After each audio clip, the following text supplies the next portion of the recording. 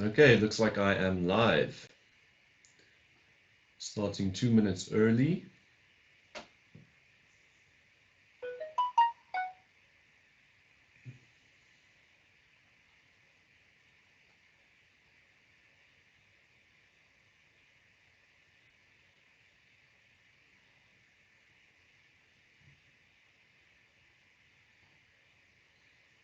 Okay, so I'm just getting the live chat up.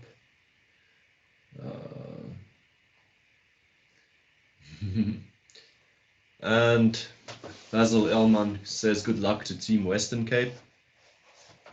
And it seems like they have got the strongest players in the house so far with 12 minutes to go.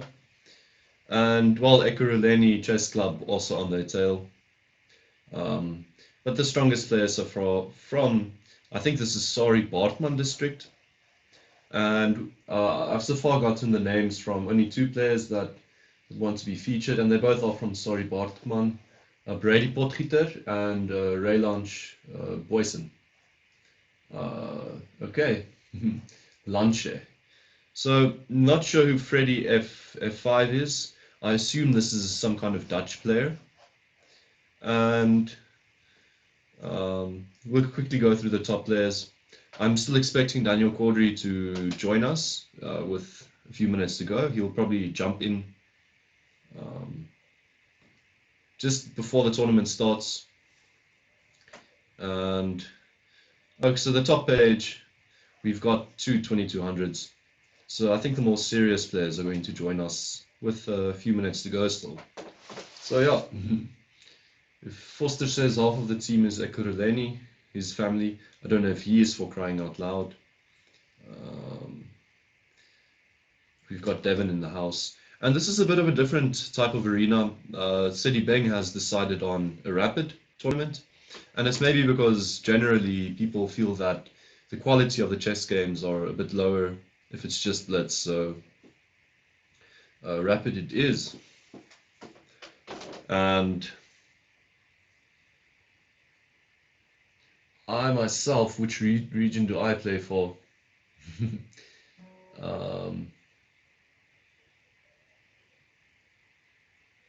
I play for Western Cape, and I'm just going to commentate today.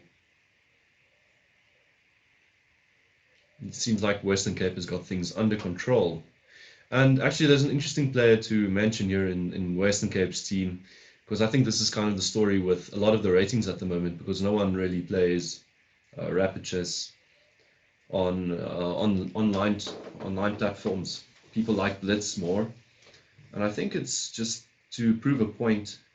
We need to. Where's Kenny now? I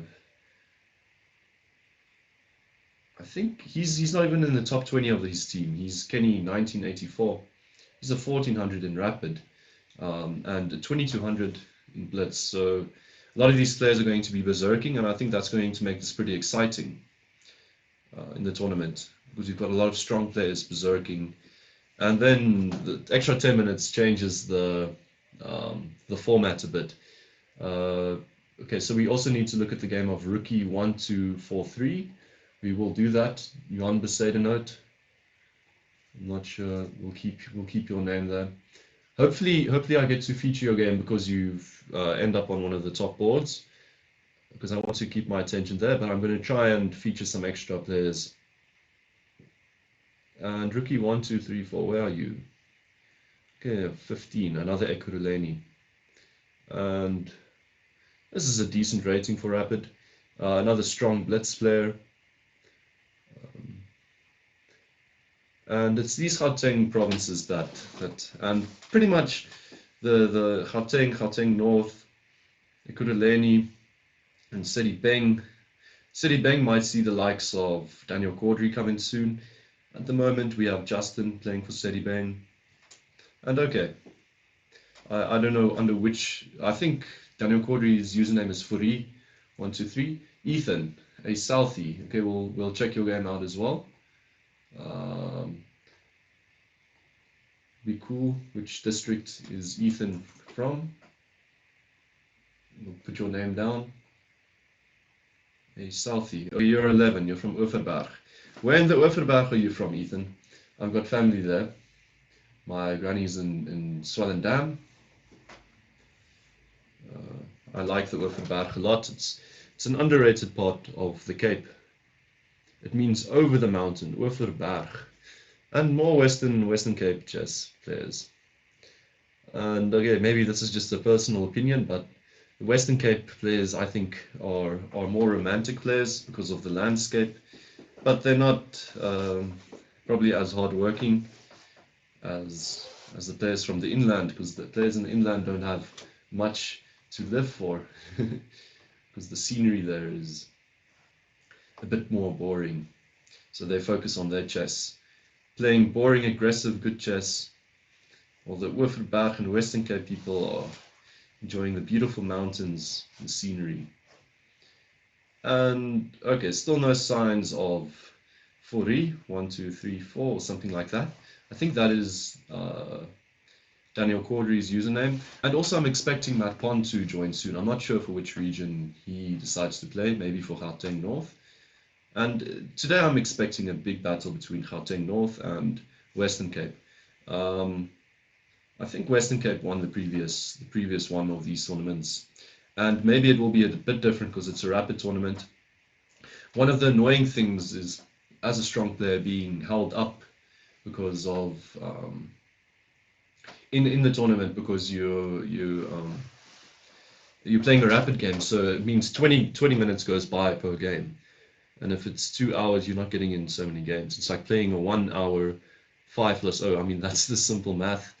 And a lot of you guys that have played League chess tournaments even know that a 1 hour of 5 plus 0 is pretty frustrating because you don't get in a lot of games.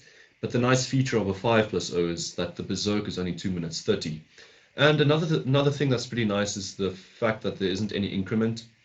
It means flagging will be possible. So you won't have players being funny and you blundering away your advantage and then they're coming at you in the endgame with that 1 second increment. Okay, we have another name, Basile24. Oh, sorry, I said Basile, but I guess this is just Basil Alman. West Coast players. Okay, this is cool.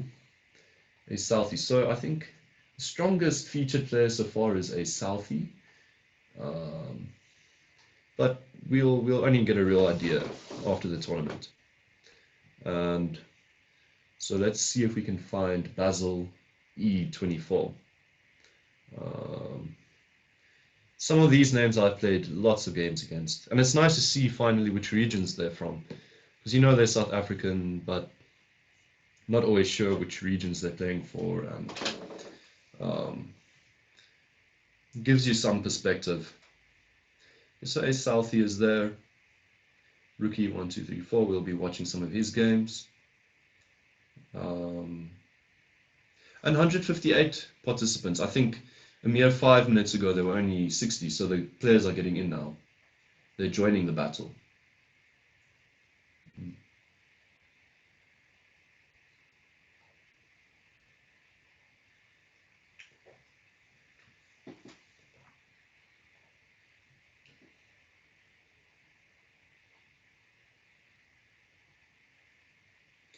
Okay.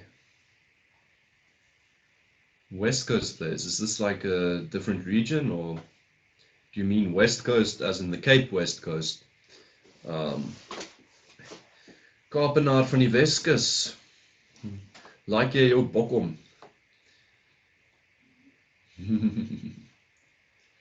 Bokkom is a dried out fish. It's supposed to be, it's like a rip-off of biltong, but they just make bokkom with a fish instead. Got friends from the West Coast, very interesting people. My first roommate in high school was also from the West Coast, and he was a bit of a prankster.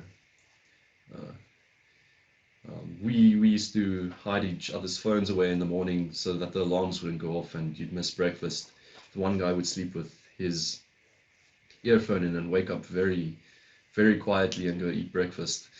The other guy would be starving for the rest of the day. So, bit of a prankster from the West Coast. I don't know, any other players that want to be featured? Well, there are a few players so far. I guess we'll get to all of them. There are not too many. I thought I might get spammed with a lot of names. And okay, the battle's on its way. Mm, there's Basil E24. He's also from the Western Cape, saying hi to the West Coast people. So obviously, but not a rapid rating yet. We'll see what rapid rating he comes up with. And I think in this tournament it's going to be hard to predict results even between strong and weak players, because rapid time control is a completely different dynamic to a blitz time control. Your time elements um, aren't really for you. So, I mean, a weaker player in blitz can come up with way richer ideas than you can, especially if you've berserked them. I think lots of strong players have fallen to the demise of berserking weaker players in rapid games or rapid-like tournaments. Rapid is a different beast. And okay, minute 40 to go. I still no sign of our Daniel Caudry or Matt Pon. I saw Matt Pon playing in this tournament last time, and I was afraid he might be playing, and um, actually I'm pretty glad he's not. If he does, I'm sorry, but I'll probably be looking at a lot of his games. And the sad thing is I don't want this to be a Matt Pon appreciation day, because I need to face him in a tournament later today as well. So then my entire Sunday becomes a Matt Pon appreciation day. And although I do appreciate his style, um, I'm not here to appreciate Matt Pon. I've got my own chess to play as well later today. Okay, in the USA's Blitz. So Devon 1510, he's also joining us. And this is Tyrone Foster. And okay, maybe this is a clever way of fishing out the real names of the players. And he's from Ekurhuleni.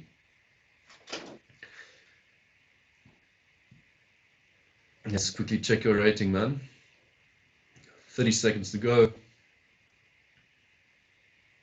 Okay, this is a decent rating. I think we might be starting with Tyrone Foster then. Definitely with one of his games, because he's going to be paired up pretty high. So interesting enough, has he joined the tournament? Oh, here he is. Devon 1510. Fosters are here. James Dinham.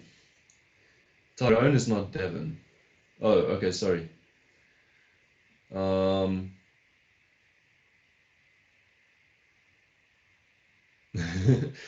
is for crying out loud. Oh, you want me to feature Devon as well?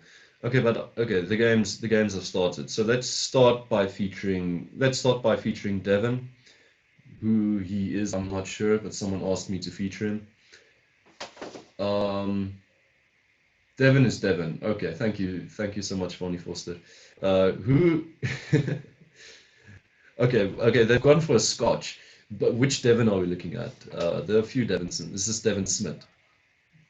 Okay, so this is an interesting move.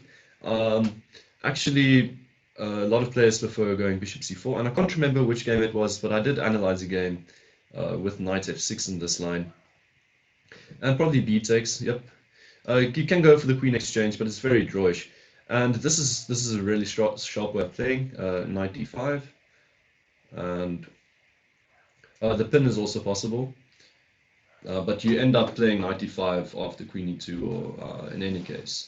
So maybe, okay, you're blocking your own bishop, stopping yourself from castling, but Black White has to do the same. And this bishop is actually now potentially, after something like A5, very nice piece to go put on A6, get rid of this piece. Okay, and this is actually a nice type of tournament to commentate on, because the game is a bit slow. And now, since c4 has been played immediately, bishop a6 just spins that pawn, and I'm liking black. But Devon, get back to me. Who am I looking at? Who is Devon 1510? Okay, he gets out of the pin, so capturing the knight is the threat again. Will we see knight b4? or knight b6. I'm just thinking knight b6, probably knight b4. Your knight could get trapped. I actually don't know what you're doing after this. There might be a d5 move. That's pretty deep. I'm not sure. I just think simply knight b6. And was he considering some kind of check immediately? And I don't see it. Let's look at this. Knight b4, a3, d5. What if white just simply pulls his queen to, because you need to control this square of the queen. So queen there. I think black can even kick it away and try and play for this fork. So I think this might have been possible, unless I'm missing something. Devin Smith. Okay, thank you. Sorry, Fonny Foster, for costing you your game. Thanks for giving a shout out to Devin Smith, because now we're looking at his game. And I think Devin's a really strong player, still a young guy. Irion, I'm not playing because I need to teach people how to spectate South African games. Not a lot of people watch these games with insight. And Irion, why aren't you playing?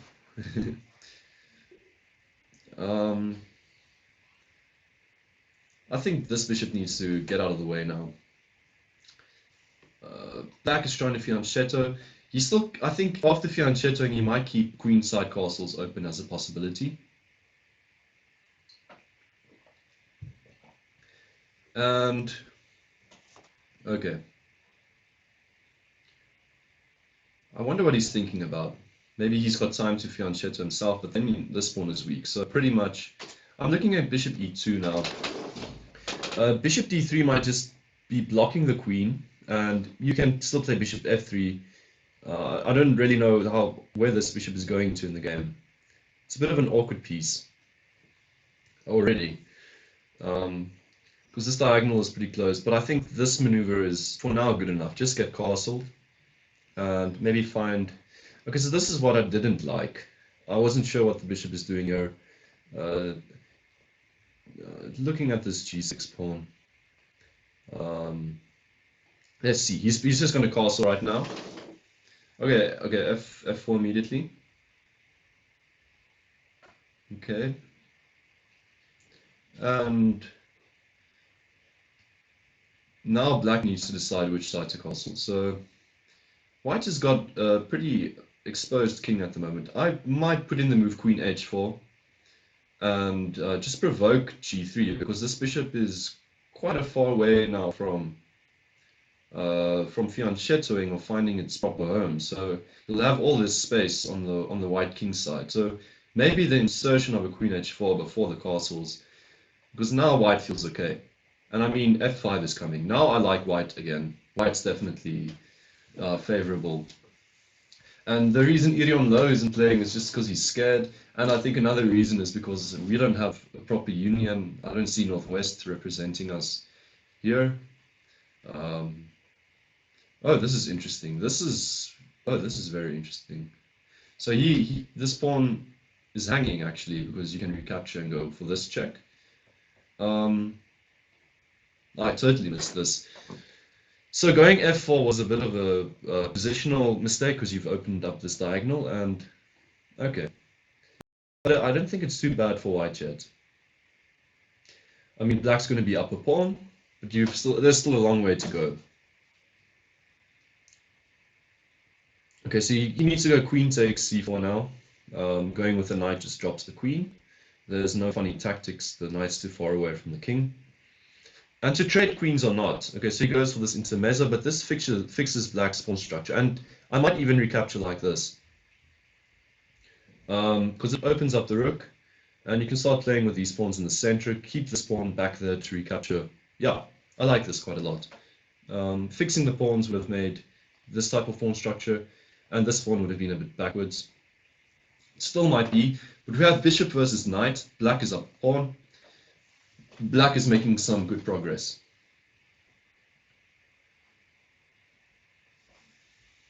And it's actually pretty cold. I'm just going to grab a sweater.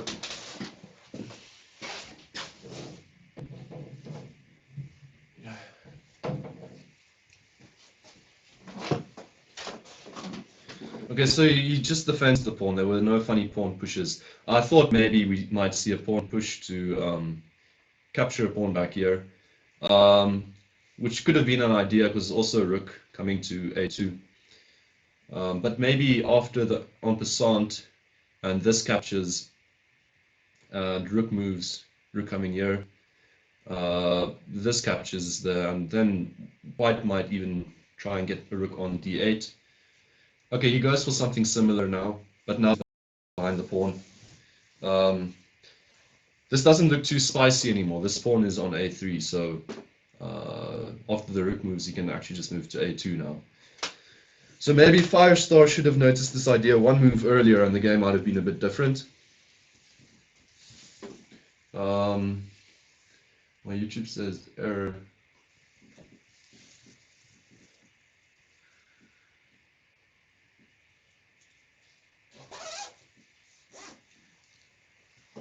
Okay, excuse the stream.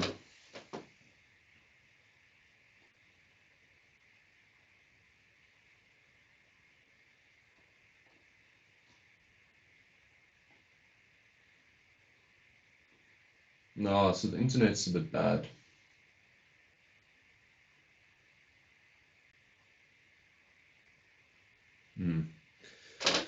Okay, we have this situation. I'm just going to continue. I don't know what the story is with my internet.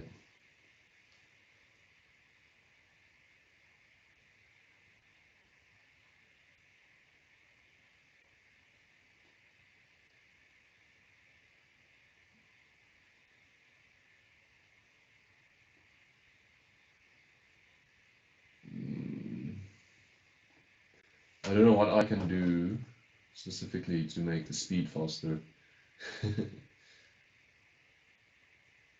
If this continues, okay, I should maybe just end the stream because this could be frustrating.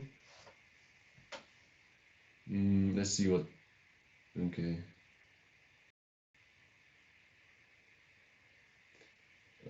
It seems healthy again. Okay, we'll continue. This is the frustration of being in South Africa and doing streams. Especially because of the lockdown and the overload on the servers. So what has happened? So none of the sides decided to go for the pawn. White leaving this pawn and black leaving this pawn.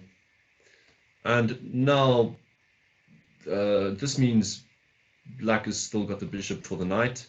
And this center, if he can get this pawn here, maybe he can even sack the d pawn just to get the bishop on d4. And then his rooks can come in. So I'd probably just go c5 and bishop d4 as black.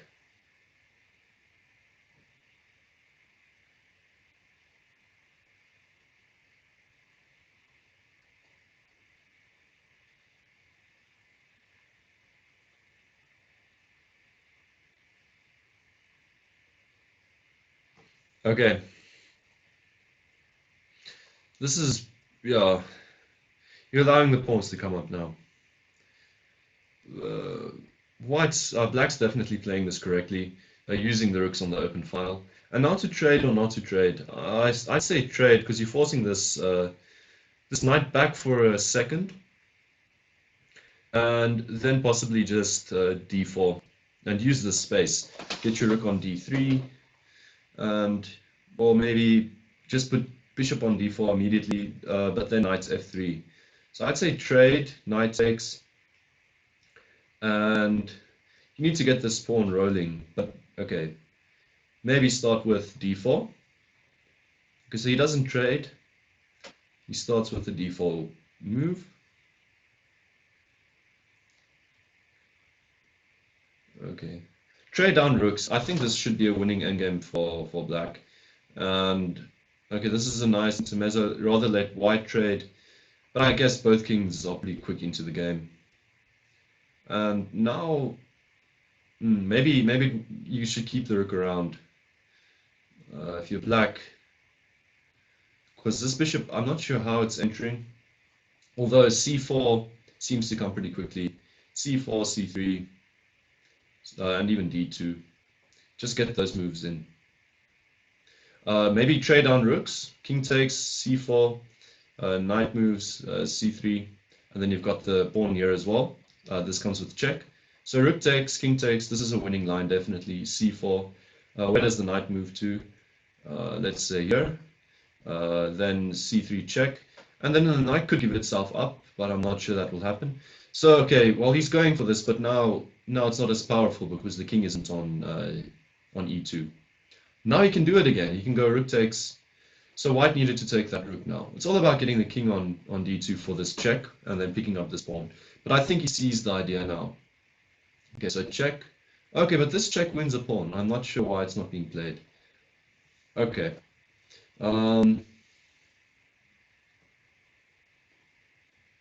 Okay, so the stream took a bit of a bump, but it looks to be okay at the moment. Hopefully that was the last hit it took. Let's just hope so. This is South Africa. Our internet is very poor at the moment because everyone's using the infrastructure. I don't know, this is a simple tactic. Why not just c3 and takes the pawn on b2? But either way, I think black is winning clearly now. Is it even necessary to go after this knight? Is it possible? The knight's escaping, isn't it? Oh no, it's going to get to the square, and you've wasted a lot of time. I just go here. Forget about that plan. No, Devon should get this win. And then we'll get an update on what's happening in the tournament. I'm going to just quickly look at the results then and see who on our list is next for the commentary. Okay, so now c3 happened finally, but after the king wasn't on e2 anymore, so it didn't come with check, and the king's defending this pawn. But you've got a bit of a space invader here. You can go after these pawns as well. This knight is poorly placed. And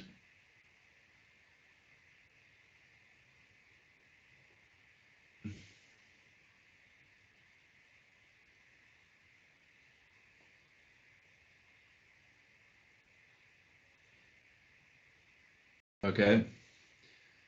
So, but this game is kind of over. Okay, I'm not going to spend more time on this. The Devon's definitely walking away with the win. These moves are coming. So let's go back to the tournament.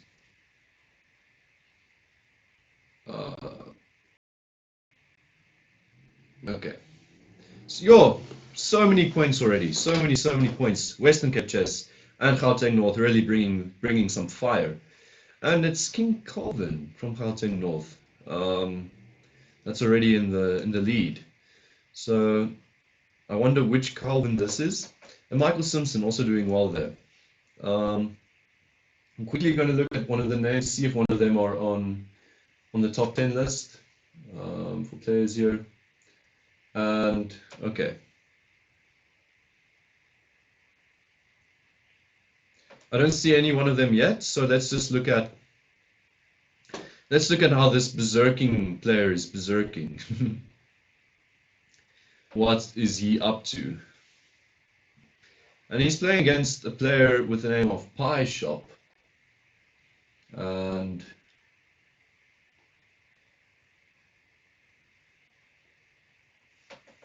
okay, he's not this game, and I was actually hoping for a berserk to get in like a few quick games. And what do we have? Actually, this seems interesting.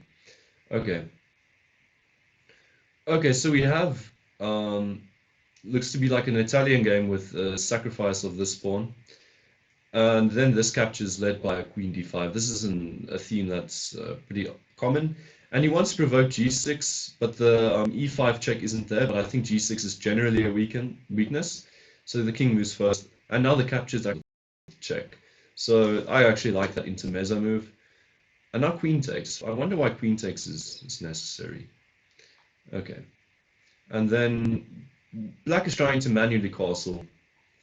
And okay, who knows if this is a good idea?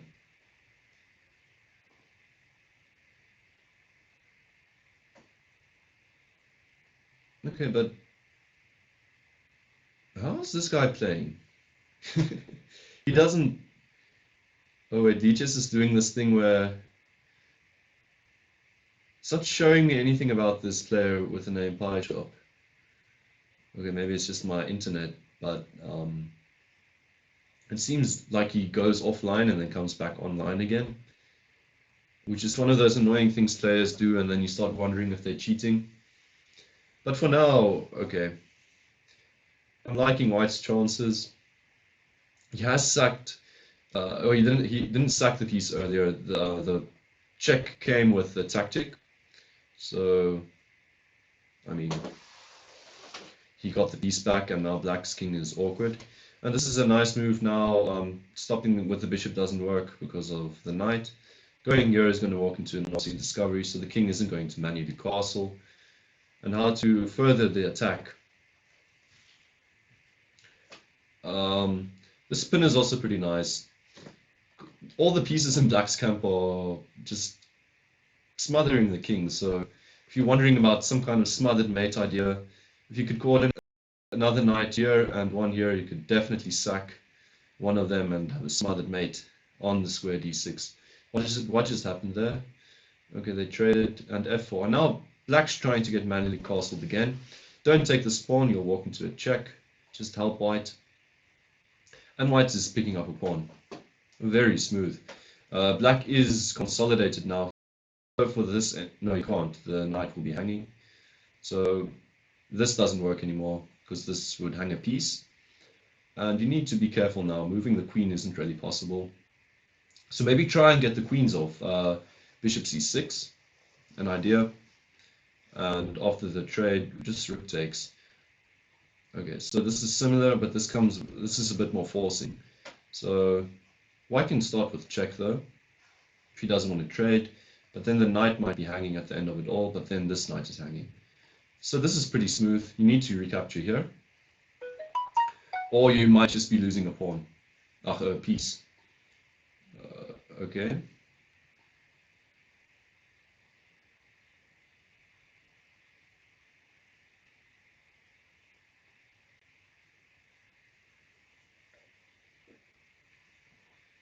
A rook takes also worked.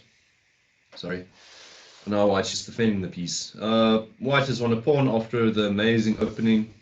I was kind of hoping the game would be over more quickly than that because of the attack, but it seems like it's going into an endgame now. And okay, Black might make a claim to a draw here. I would have gone knight f3, just try to get the rooks off. Now one pair of rooks remain. If Black goes rook e2, it starts getting tricky. This pawn falls now. And now you need to try... why not centralize the knight? No, this is annoying. Either way. But knight there would have also been guarding something like this. Now Black is probably just winning. Can't you go... Oh wait, you can't really. There's a back rank as well. Rook takes wouldn't have worked. That is kind of White's point.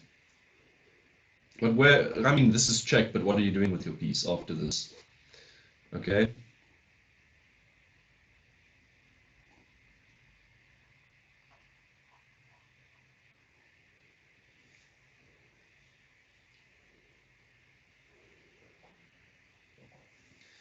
And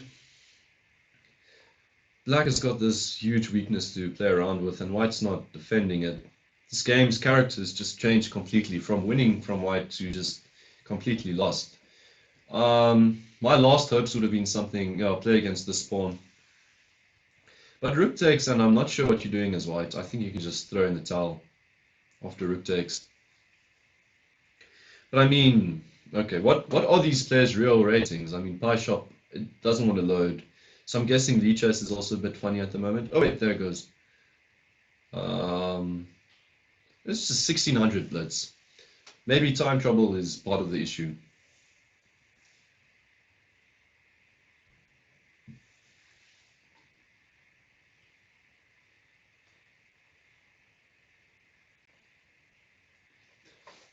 Okay. Anybody got word if Quadri is playing? Anybody know? We can maybe move over to one of his games soon then. If Quadri is playing. I hope he is. Okay, white's going for this check. There's nothing there. King h5 even. And I mean, this knight's so far away. Long term, rook a8, and you might try and mate black on h7. Oh, okay. Okay, this is cool. So if you go check, knight can simply take. But I mean, you just remaneuver this knight for a second. Oh, this game has just got so many ups and downs. Black should still be winning though. Take and then run the spawn. Don't even defend the spawn. Get the spawn all the way here. Put your rook there, your pawn there, and I mean, your king is going to get to these pawns. I wouldn't have wasted my time even with this pawn. Nah, this is the stronger pawn. You need to be using your outside flank pawn. Okay, now who even knows? Black's going to be lucky enough. c3, and now rook. I think rook a1 would have been a better defense. Now just c2. Now the king cannot walk too far because of rook h1. But I don't know, not a lot of people know the theory too well. I don't know if King Calvin does. Doesn't seem to be too bad a player.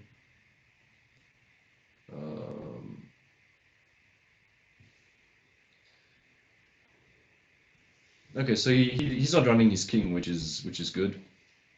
This move, you need to be careful. Did white have time to pick? No.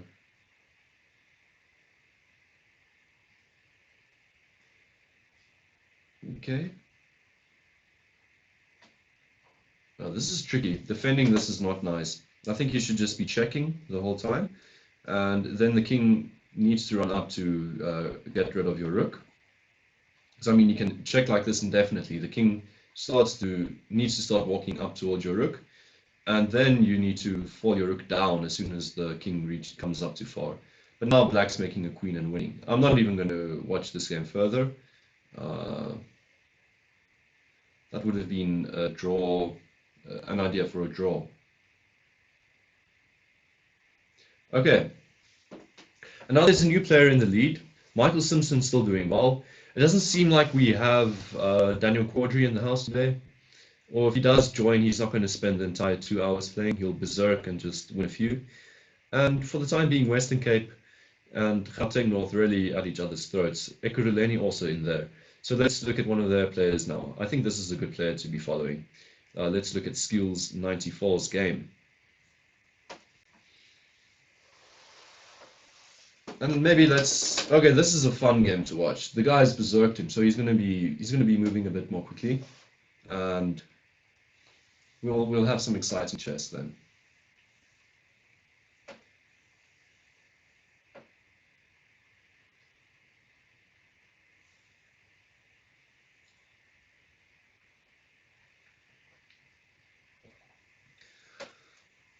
Okay, what do we have? We have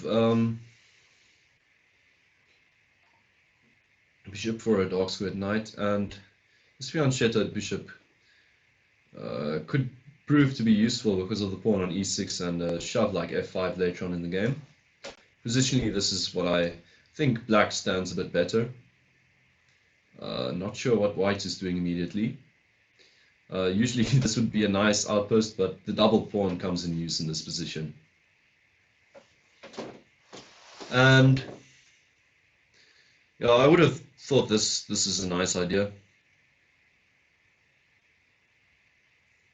Going bishop f4, bishop g5, and then g5 and bishop f4 would have been an idea maybe.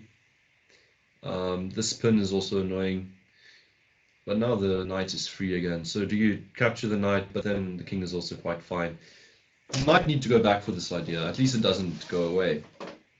Then the king is, until the queen starts babysitting, indefinitely needing to babysit the pawn, and after the bishop's on f5, something like f4, something like f5 itself is a stronger idea.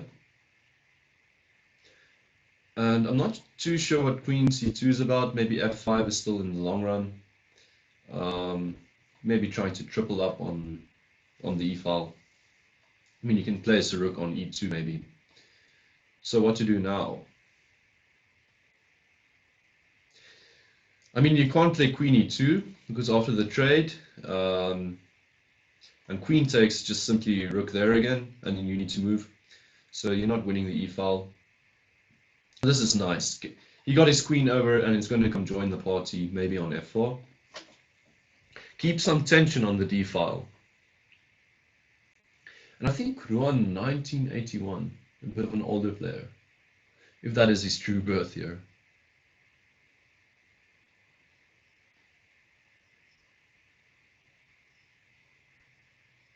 Okay, so this is nice. Now the bishop finally comes back, sorry, and to the idea I was talking about. And it does so with tempo, or pseudo tempo, I guess, because white can play with tempo as well. And probably rook takes. And now white can't do this because of g6, which traps the knight. So he's going to allow this maneuver. Unfortunately, it seems like you have to. Maybe proactively, sorry, something like knight f1 instead of going into the position. Meeting it with g3, because this is now such an excellent outpost. White needs to defend this pretty quickly. I mean, if you get to capture the here and come here with the queen, push this pawn up, this is a gone piece. I mean, the queen is another defensive resource, but pawn on this square means it's game over for that knight and for you. Another nice thing maybe about the position. Okay, this, just take the rook and queen g4 and push this pawn here, and it's game over. Let's just see him do that, and then we can go watch another game.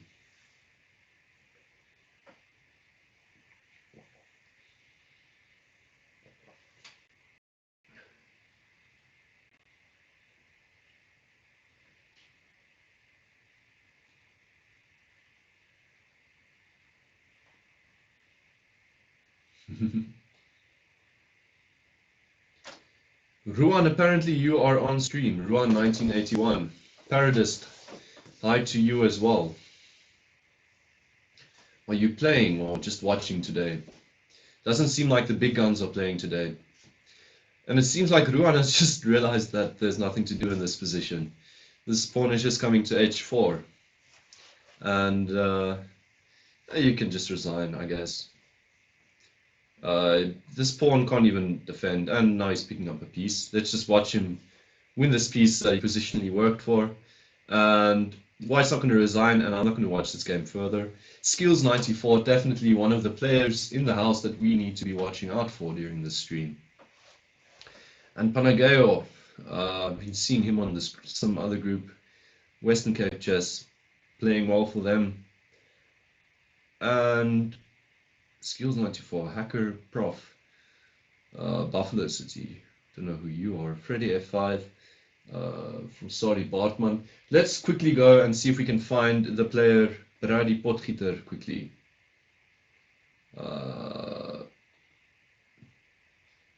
Not seeing, wait, I think, a bit tricky. I don't think YouTube, Lichess has got the search function anymore, where you can just search for a player,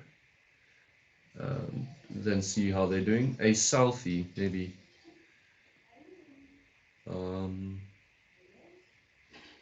Here we go. Let's watch one of your games. I said beforehand we'll get to one of your games. A strong player, 2018, playing against a strong Samaritan, and both with little time on the clock. And okay, we'll it's not a blitz game, so we'll quickly run through it. And we have a Sicilian with this e6, so it's something like a French Sicilian.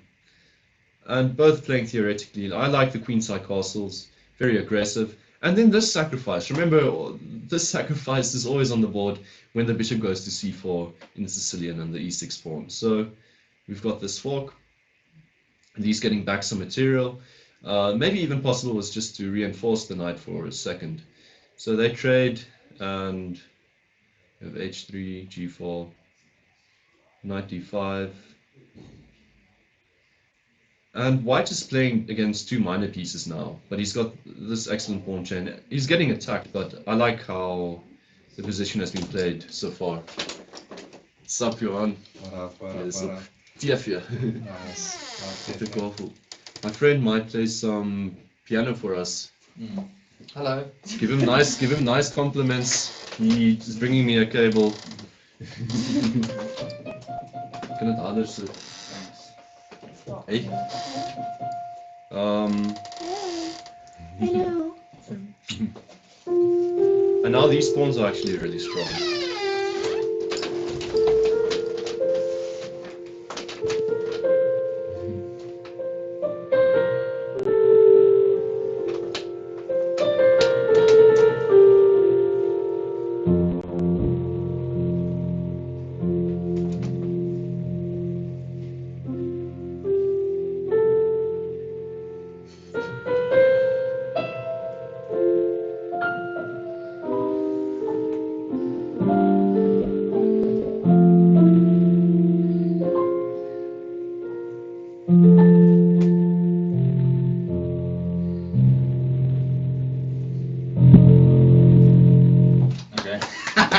Thank you, Johan, for showing up in the show. Nice, and good luck with your chess games and everything that you guys are doing. Thanks for bringing the cable. Cool, cool. See you on the other side, Breezy. Cheers. Bye. Okay, so we have a Dutch on board with one F5. And pretty much this is my favorite opening against D4. And this is all theory. Especially notice the knight going to H3. And okay, he dropped a pawn on B7. Okay, but he's playing against the number one player, 2200. I'm rooting for A South. We didn't get to watch the end of that game, but I think you guys saw it. My friend gave us a beautiful recital of one of his pieces. He actually just needed to drop something, but then I said, okay, just come play something for us. And he's down a rook as South. Yeah, I think this is maybe resignable. What should he have done though? I think it's clear he should not have gone bishop d7. Other moves include queen c7, h5, getting this knight to c5, and then the h5 pawn stops the knight from getting kicked away. So I think this is game over now, unfortunately for Ace Southie. And I don't think I'm going to watch further. 4 minutes 20 is far than enough time to actually still win this game.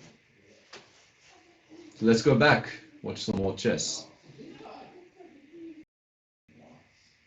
Mikhail chess. JHB Metro, but I want to get some more names on the list. If you guys want to get featured, you need to do well making my games called.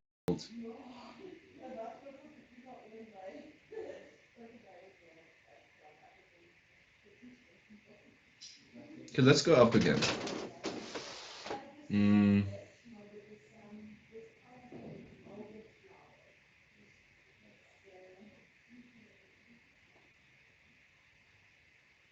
I think we should watch a game of Michael's chess. He's doing really well.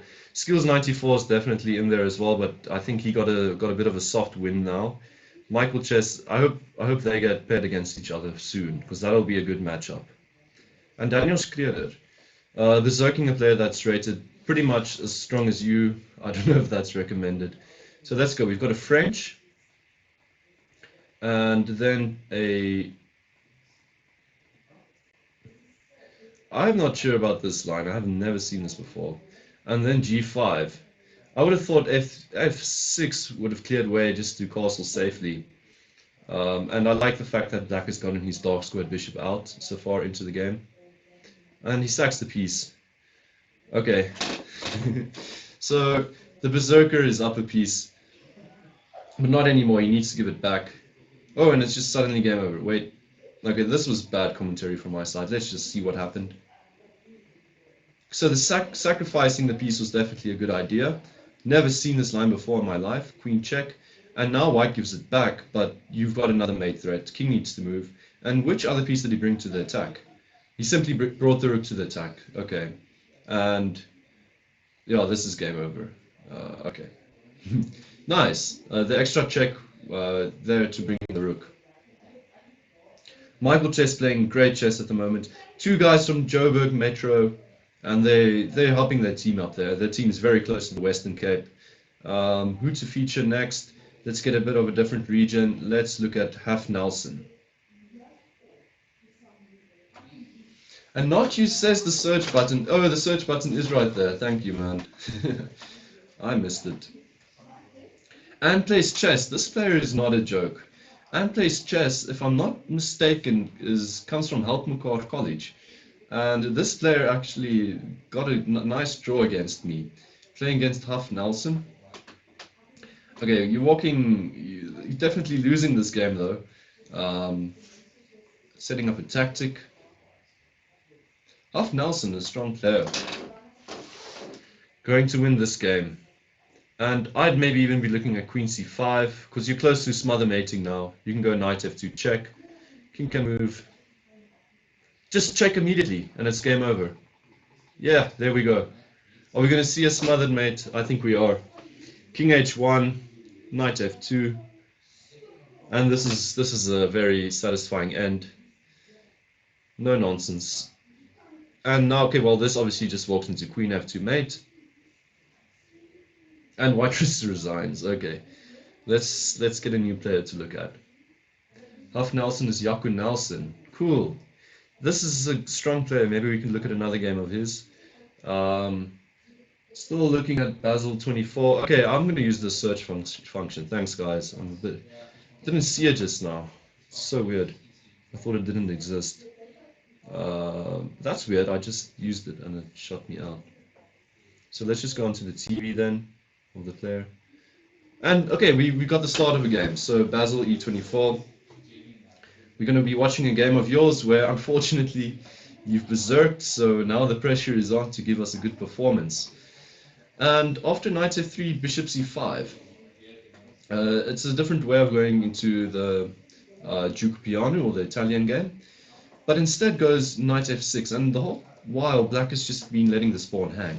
So is white going to capture the pawn or not? And how's black going to respond? I don't know. I don't think this was a planned line. Maybe the berserk has gotten to the head. d5, definitely less. Black's down a pawn, but got a lot of space. Not ahead in development, really. You've only developed 2 minor pieces, but you're playing with it. Oh, okay. So just simply take the piece.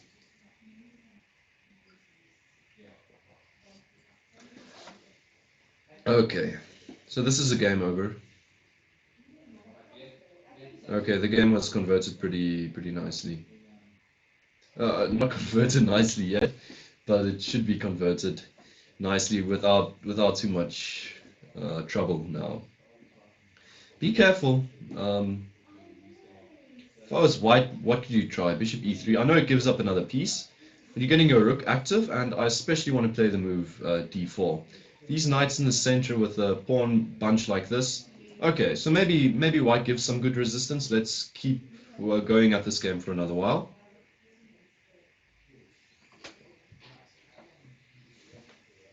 Jonathan Livingston, hello to you. Thanks for joining.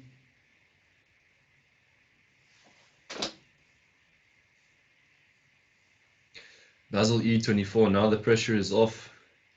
You've at least gotten your minor piece. You know we're spectating. The whole bunch of us criticizing your chess. No, just kidding. We're having fun playing up a piece with you down on time. But this should be comfortable for you, unless your rating in Blitz is a bit weird. Okay, 1700 in Blitz. You should be able to hold this, man, Basil. And Basil's got a different name, surname. Sorry, you were saying it earlier. He's from the West Coast, Alman, Basil Alman. Basil Alman, what are you going to do? Okay, rook d8. Okay, now you can capture the pawn on e. Okay, you could have gone for this pawn. It's pinned at the moment. Okay, just capture. And I think we'll give this game 1 or 2 more moves. Just queen here, take that pawn. I think it's going to be over now. You can still take this pawn. I hope he realizes it. Go take that e4 pawn. Jonathan, my Lichess name is South African Ostrich. One word. But I've got a few lichess usernames, as a lot of us do, just don't tell lichess. And this route, walking into him, okay, now you just simply take that pawn on g4. It's pinned. And you could have maybe even started with the bishop. White's going to defend like this. You're just going to pick up a rook. And if you're trying to move your rook away, you're getting mated pretty soon. There's no defense. Okay, so this is actually a defense I just overlooked, but also loses the rook. Okay, so just the resigns. Okay, so next player, who are we looking at? Remember, you can still submit your name here. We'll try and look at it again. We've looked at Devon, we've looked at a selfie. Let's look at rookie 1243. This is a player that also asked, and I think this is a 2100. So let's see what you are up to. Okay, bring us some exciting chess. So we're at the end of a game where rookie is down a pawn, but he's got a bishop pair, and he's got two nice outside pass pawns. The reason I'm saying two and not just one is because this pawn is a goner. So he definitely played for a better endgame. And I think we're just going to keep to the action. I'm not going to run through the whole game. And we'll see what he comes up with. And that's exactly the idea. If he pushes the pawn now, any tricky checks he can't take because of this check. So you need to move your king first. But where do you move your king to? One up? Okay, just kick the knight away. Simpler approach. And you can still walk your king here if check. This check picks up this pawn, but trust me, these two pawns are way faster than these pawns. And now black is actually, he's misplaced his minor pieces. Just run this pawn. This is the furthest pawn from the king, so I'd be running this pawn. Jonathan Livingston, what is your lichess username? And are you playing this tournament?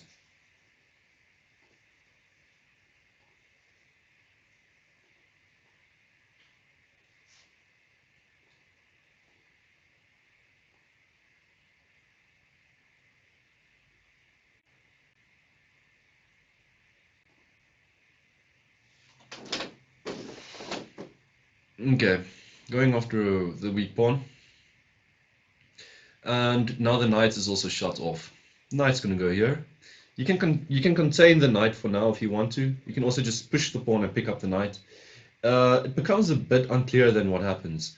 So I wonder if it's simpler just to run the two pawns. Because the issue is if the knight trades off for this pawn and the bishop trades off for this pawn, are you going to win a bishop endgame against four pawns? You are the host of the tournament, I think. I don't know how to say your name without being awkward or offensive.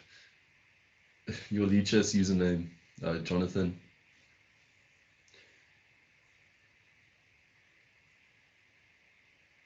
Okay, only one way to stop this pawn now. Maybe just stop him from stopping your pawn, and then you're good to go. So bishop here, unless he moves knight here immediately. But bishop here, where does the knight go to? Okay, so now just that, okay, and then bishop there.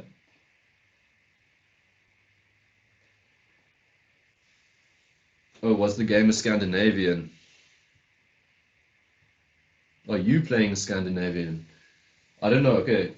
Jonathan, will quickly go look at your game then. If you're playing a Scandinavian against a much stronger opponent. It shouldn't be an issue. The Scandinavian has actually been, it's been back in business actually lately. Magnus actually playing it, I think, against Anish Giri in his own tournament. Actually, Anish Giri might be the reason why people have been playing it again lately. Okay, black is definitely getting slaughtered now. Simply trade off the piece that's going to stop you the queening, but now you win this piece and you're kicking away the knight. The knight squares are going to run out. You're going to pick up the knight as well. Then you're going to make a queen. Okay, kick away the knight. Sorry. Why is this even necessary? Can you just not kick away the knight immediately? I'm not buying it. Oh, you want to... But then the knight goes here. If he'd gone here immediately, it makes sense. But either way, you're winning. You need to move quickly. Maybe it was just a quick move.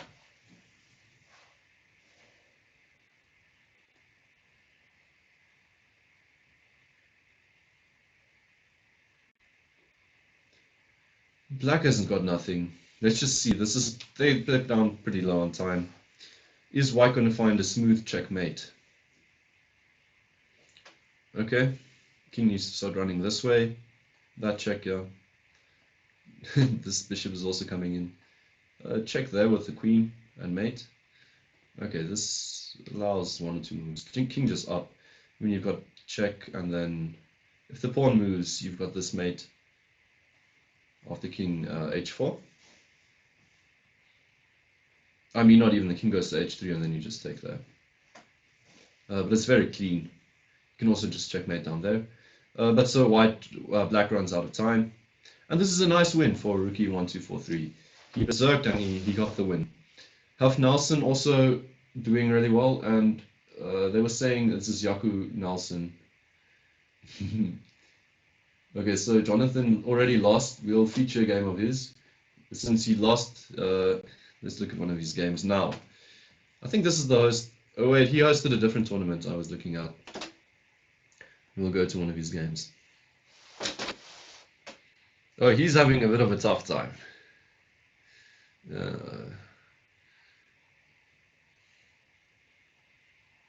Okay, what did he go for? What is 1f4 called again? It's like going into the Dutch but as white. I like it a lot. That b3 doesn't. If you're really going for the Dutch structure, you'd want to play c3 and d4, and this knight goes there immediately. So obviously Jonathan has maybe been watching last night's video of mine, where Daniel Barish gets his knight on e5, but he's got his other knight on d3 and manages to get this huge pawn structure. But okay, maybe he didn't watch it because he just trades off the knight and the castles. His opponent has berserked him, 1300. Make of that what you want. But now this is an excellent outpost for this piece, and you need to invest a move or two to get rid of that knight. Or you don't need to invest any time, it will go away on its own accord. And what to do now? Ethan saying bird. Oh, it's called the bird. I thought the bird, but doesn't the bird have something to do with like going b4 or something? Hello Brighton and Tunzi. Are you playing in this tournament? And what does TKOO mean?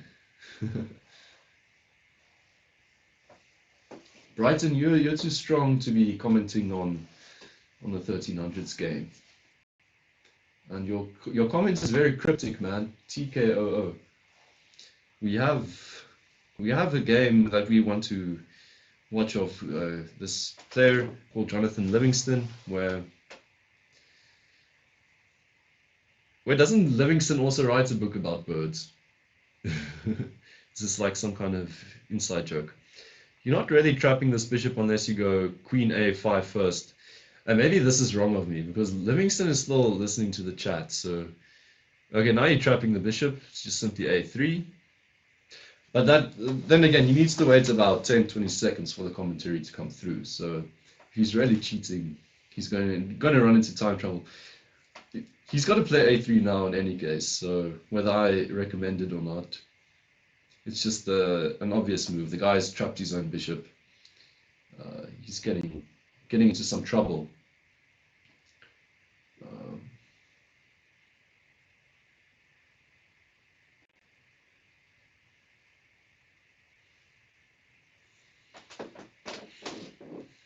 Okay, he's definitely waiting for me because a3 is like an obvious move to make. But I also see the stream like buffering a bit, so he goes a3, but I don't trust him anymore. Look at a different player's games. This should be enough for a win. He's got a piece. I helped him get a piece maybe. Yeah, there's a piece. He's gaining pawn for it. It's like okay. So Lunch here also asked for a game. We'll quickly go look at one of your games. This is Ray Lunch Boyson. And okay, well the Leech's search function isn't picking you up. So let's try a different player who also asked for a feature. Bloody. Oh, it's just my general. Oh, TK 100 is Brighton and Mtunzi. So okay, we'll look at one of your games. Strong player. I thought he's leaving some cryptic commentary. But okay, TK 100. Yeah, okay, we'll look at one of your games. There's still a lot of time, still an hour to go. We'll get to all the games. TK 100. Quickly, this jumped into something that's a bit scary. Okay. I'm not seeing how this position came forth. Like, it's a Scandinavian. Queen f5, interesting. Not even going for that check. d5 and just castles, yes. And this is the scary thing about the Scandinavian, is the queenside castles after you think you're attacking with your pawn. d5. Knight takes, bishop takes, and just bishop e2, okay. But then there was some kind of explosion. Oh, here it is. And now white's not getting castled. What is necessary? Yeah, okay, so black's playing very aggressively, but I think he can just trade and go bishop e3. And that's what he did. So now, okay, you either need to go back queen d3, but then rook d1. Or you're picking up this pawn, but then queenside castles most likely.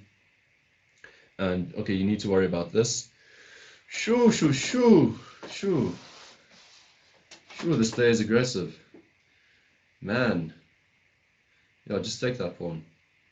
This, you couldn't capture because of the pin. I'll just castle now. Try and get a rook on this file, because then you've got back rank threats. I don't know if there's a stronger idea. Just castle. Yeah. Check immediately. This is different to what I do. And now castles. I'm not buying it really. Maybe the point is that you need to either go g6 and get this rook active, but then you're not getting this rook to play on the g file. Yeah, I'm not sure if check immediately was so great.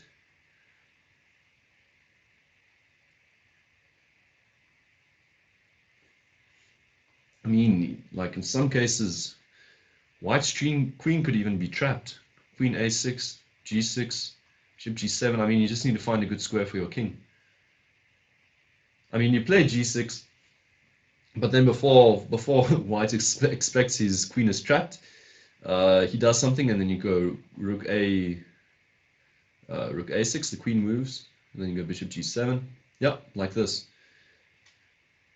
Now you're inviting rook a6. What is Mtunzi's plan?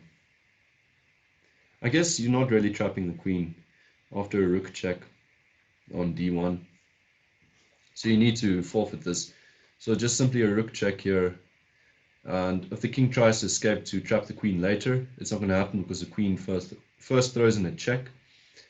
Okay, he goes for this. Mtunzi is going to show us his idea now. Rook d1. And the king needs to walk up. And then the queen has got either this check or this check, depending on where the king goes.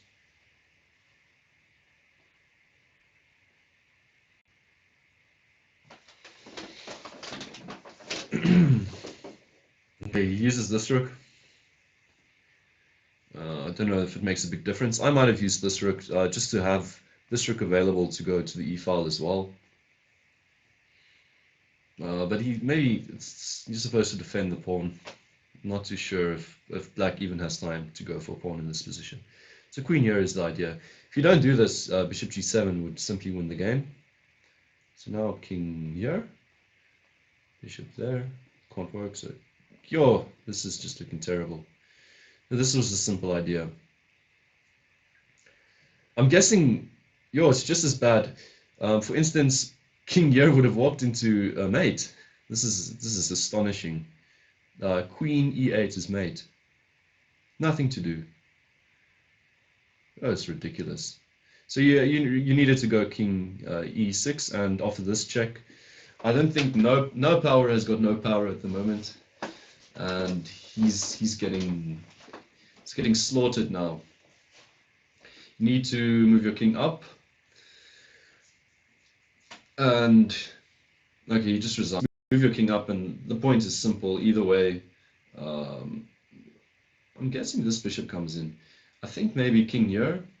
You need to find a different idea as black because e5 is possible. So why did he resign? Is it lost after king f6? So this is maybe a premature resignation. Maybe just simply rook d4. Okay, so this is a good game. Skills 94 in second place, and Brighton Mtunzi's just joined the house. He hasn't played a lot of rapid on lichess, so he's playing with a bit of a provisional rating, 2100.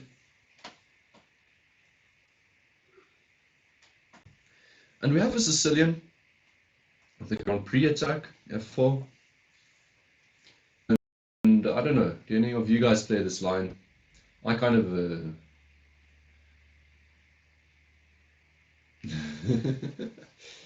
Brighton and Tunisia, of course you want to see the games of TK100. TK00, that's who I'm looking at. It's you, isn't it? Thanks, Irion. I can spot mate in one.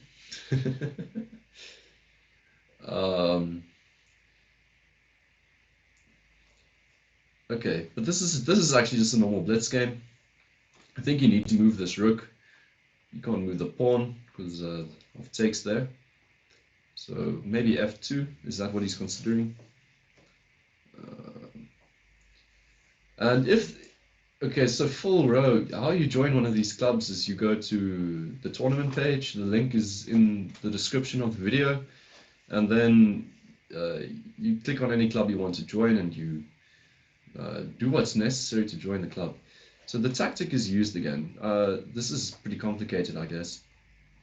If you take there, black can take here, and the point is that he's attacking your queen. So this needs to be resolved, and then capturing here, black will be up a piece. I guess, yeah, he's up the exchange and attacking your rook, so you can't do that. So the rook going here was a bit of a mistake. So I don't know if there's a way, because this just picks up piece because it comes the exchange because it comes with the tempo against the queen, and he wants more than this. Bishop e1, but then bishop takes. So skills 94 is actually just crushing Brighton. If it is Brighton, Brighton, you're in the comment section, so just so you can clarify if it's not you. If it is you, I'm sorry that I'm watching one of the games that you're getting crushed in. I apologize, man. I have no idea when you will be winning, but skills 94, good job so far this game. And I think rook f2 might have just been one of the small slips. A lot of the times in these Grand Prix attacks, though, you've moved your f-pawn, and this always opens up these diagonals. The knight in combination with the diagonal hurts quite a lot. Solve this immediately, your queen's being attacked before you can do something else. And is he simply going to capture? Yep, comes with check. Whoa! Whoa, we've got something for the spectators. Check there. King here, another bishop, f5, takes. Oh. Oh, this is going to be nasty. This is going to have a nasty ending to it. Bishop e6 maybe. I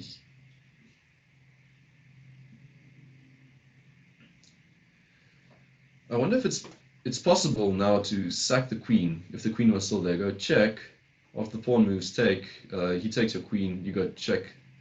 That's checkmate, right? No, he's still got this pawn push, and you go, no, that's too much. You take this, that doesn't work. You need to move the queen. Okay. I'm being too extravagant again because one of the nicest things you can do. Okay, sorry, Brighton. Who is TK00 then?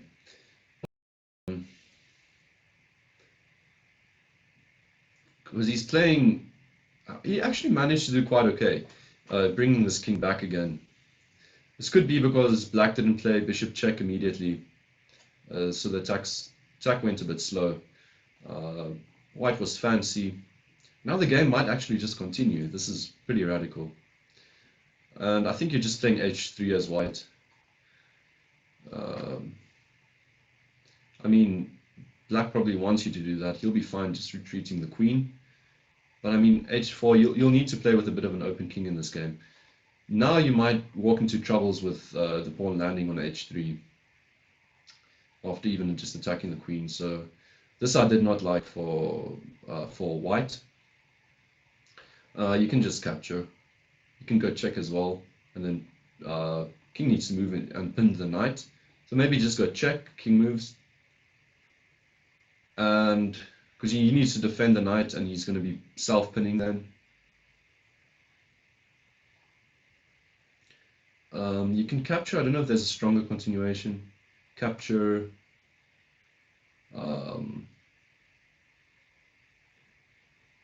And off. Okay, so he goes for this. After the capture, I couldn't find anything stronger.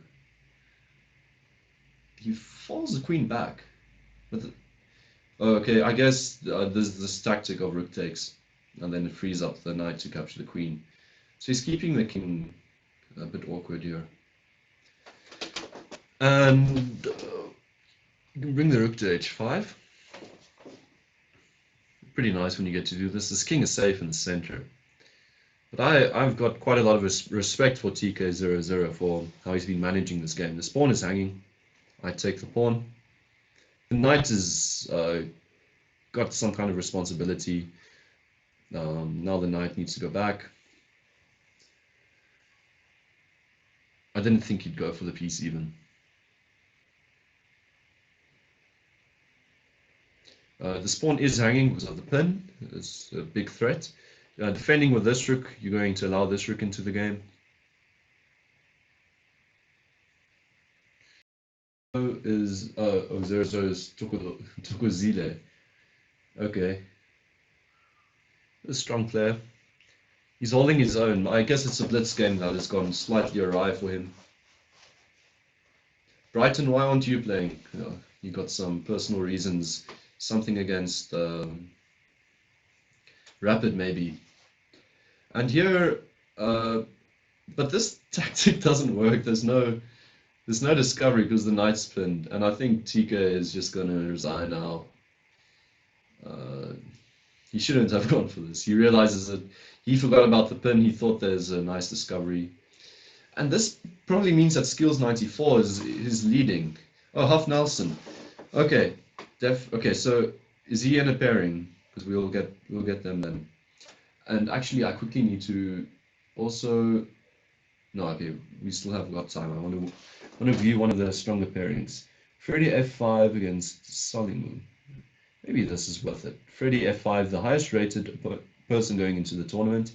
Still not seeing the likes of Mafpon or Caudry, and we are already halfway through the tournament. Was definitely expecting them to play. I got said so beforehand that they will be joining, but it could be that the Rapid or something put them off. It's just a bit too long for them to play. And okay, we have a game where black is down the exchange, but it seems like there might be a nice outpost for this knight. Even this knight maneuver doesn't seem too bad because of these double pawns. Okay, Brighton will get back to another one of TK's games. The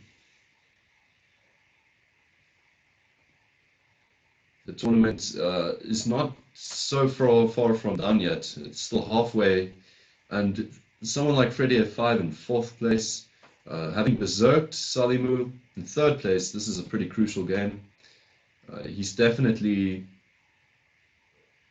trying to get himself in that 1st place. He's already up the exchange, but how to play further? He's slightly misplaced this knight. And now we have this idea that's similar to my idea. You can even, in some situations, try and get the knight down all the way here and then up. This knight is a bit of a bother for the idea. How does this work? Can you chase the rook away and try and make a draw? Maybe that's an idea. Just play between these two squares. I mean, you've got a lot of time. You need to consider whether you can still win this game. So this move, I don't know what it does really. It's just on the 7th rank. It's kind of a time burner. Now he waited for this knight to go away, so now this is definitely a way for the knight to enter the position. And yeah, I'll just go here immediately. And white, although white is up the exchange, he gives it back. This knight is too strong, but now black is actually very comfortable. I'd open the eyes of my bishop. And the diagonal? Okay, maybe even this diagonal was possible to open. The point is that this rook is going to be far from taking over the diagonal after you go for one of them. Okay, d4 now, opening the eyes of this bishop. 2 weak pawns to play against. You've got the bishop for the... Go here now. You'll win up. You'll pick up the pawn. No, no, no. Rook e5 picks up the pawn. You still can do it. Rook e5. He goes back here. You can just go bishop d5. This pawn isn't even worth so much. Okay, rook e4. He realizes he can pick up the pawn. Was I missing rook e3 the whole time? He just defends the pawn. But okay, this is as good as picking up a pawn. Now to get your king active. Where do you want your king? And this might have been one of the situations where running to the king side could have maybe worked. Okay, but this is a bit guarded. So where's this king going to end up? Do you want to bring it here?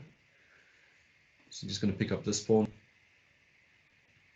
And maybe this was weird. Okay. If you go...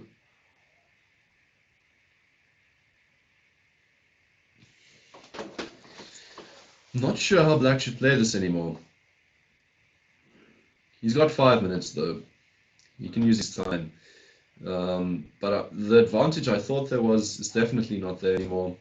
And now I'm starting to like white even. Especially, okay, if these pawns are disconnected like this, this is always a weakness. You can definitely start going after this pawn now. White's definitely in the driver's seat. Sorry, let's put in some nice knight moves. So he wants his knight to come over here.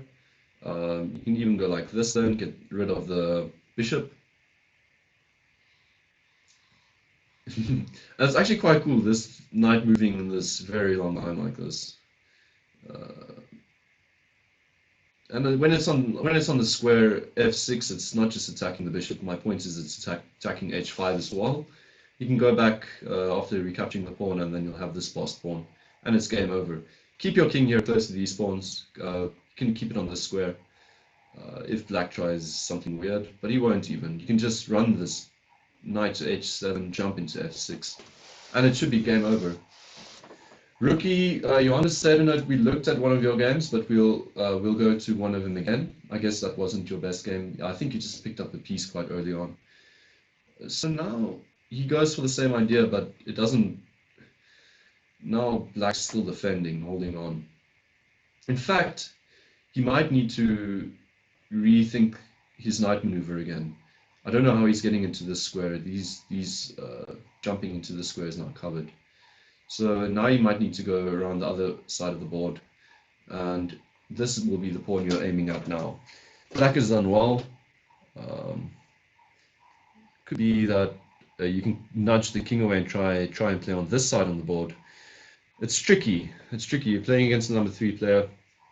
But Freddy f5, 2300. I know it's not exactly there, but he's definitely going to win this game. If he doesn't, I'm going to be surprised.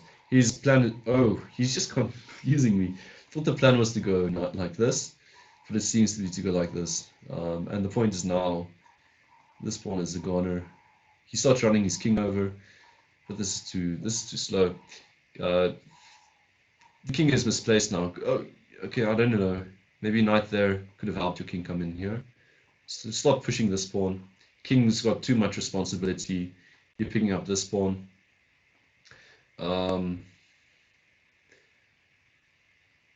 Check and knight there. Quickly, you need to move quickly. Build a room for your... This pawn's also guarded now. And you can also just run the king up. The bishop isn't checking you. Now there might still be some ideas that you need to be careful of. This is a nice idea. You can just pick up the bishop now. And this is more than enough time. He's picking up the pawn. You can just go make another queen. He's not. He's gonna... Oh, no! I said be careful of tricky stalemate ideas. That's just too bad. That's just too bad. That was such an easy win. That is just too bad. And that would have been an entire 5 points. He would have been... I'm not even doing the maths correctly now. He would have been in third place still, 33 points. But with fire, he just lost his fire, and that's a bit of a shame. So, okay, we'll look at another one of Rookie's games. But he better not be giving us a rookie game. And sorry, if I enter, then I seem to lose the player. Okay, let's watch one of his games.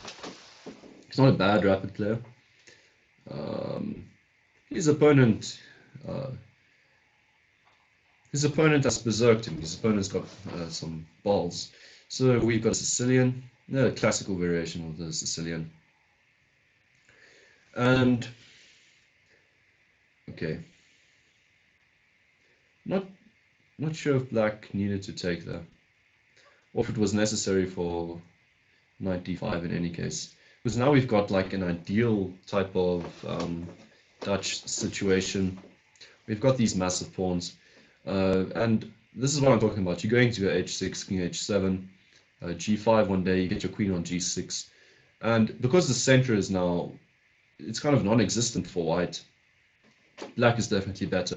I mean, even f4 immediately is a possibility. Allow the pawn to capture and just go knight f4. If he captures again, okay, maybe that's a bit much, but f4 definitely looks nice. But maybe prep it first. In any case, Scholl M has made a bit of a mistake going into Jan Besaidenout's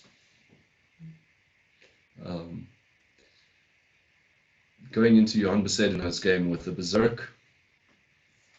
That is not such a comfortable idea, I guess. It's not something.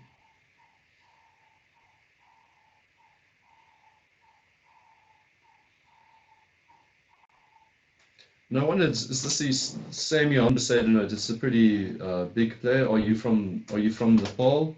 If I'm not mistaken, he's playing for the Western Cape. Chess coach in Nepal. I could be wrong. Could just be could be someone else. And I'm guessing maybe the name Rookie 1, 2, 3, 4 was taken. That's why he's got this name. So h6 seems like a reasonably fine move to make here. I just go h6, put my king on h7, and you're claiming quite a lot of space as black then. And I think I'm definitely coming back to one of TK's games Brighton. It was a pretty reasonable game. He had that last tactic, which was a bit of a slip up, but moving around with his king like that was pretty fancy, and I enjoyed it quite a lot. So Rookie thinking really long about the following move. Probably just making sure of it. It's either, if he's thinking so long, it's definitely not the move h6. H6 seems very natural. Maybe it's something like b5. b5 is also, it's an expansive move. You're taking away from white. But even here, I wouldn't even go b5 and play on the other side of the board. Oh, okay. Leon Besaidenout, okay. So we're watching Leon Besaidenout's game.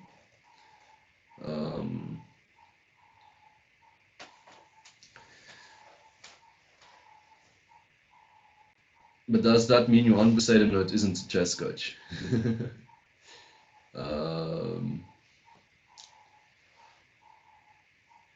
Oh, sorry, I'm still stuck on this part of the game. I've been analyzing. So we've got Rook B1, and A5 was the move he made. So he just wants to shut down any queenside development for white. He's just prophylactic. And now H6. I was waiting for it. Knight H2, Bishop D7. Okay, so F4 now from white. Rook e8, and okay, I'm not so convinced by black. Typical way of playing forward doesn't feel like he just did. Um, it's not the most thematic way. I guess there wasn't any blunders, but he allowed white some counterplay now. Especially the h5 move doesn't come with much in mind here. Not too sure what it's doing. It's like the pawn is too far to coordinate with this one anymore. A nice outpost for his pieces. I'm sure there's still a good advantage here.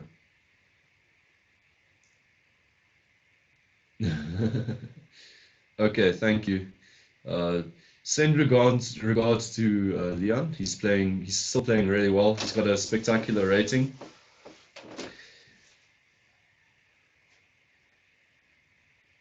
And I think now f4, someday f4, because you've got your knight on e6.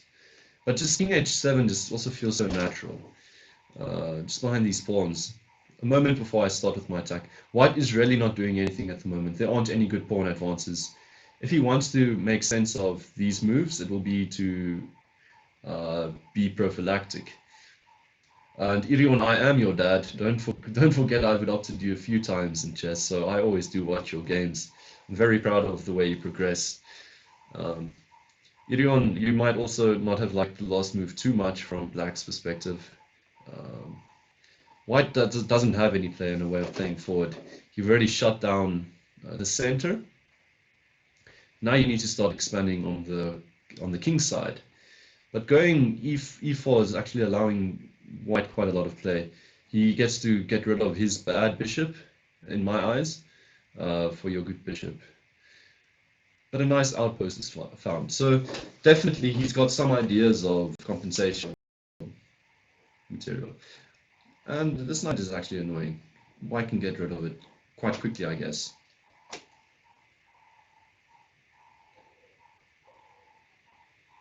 Now Black's king is a bit spacey. Luckily for Rookie, there's still a lot of time on his clock. He's about got as much time as which his opponent started with. His opponent started with 5 minutes. He berserked him. Interesting. I would just allow this pawn to capture, get my bishop on f5, do something like queen f6 now. Start controlling this diagonal. I like the king on g7 at the moment because the queen and the diagonal is a bit clumsy. It's a bit spacey around king after this bishop is gone though. He might be considering capturing the pawn after rook taking there. But okay, he goes queen f6. Thank you. This is a good move. For a moment I was scared he was going to take the pawn on g4. Go into the line that white clearly wants him to play. You could start looking for some kind of trade now to get the d file. I mean, your queen is controlling this diagonal now. If white wants to challenge it, you give him this ugly doubled pawn. Or you can just go rook e7 and try and double up.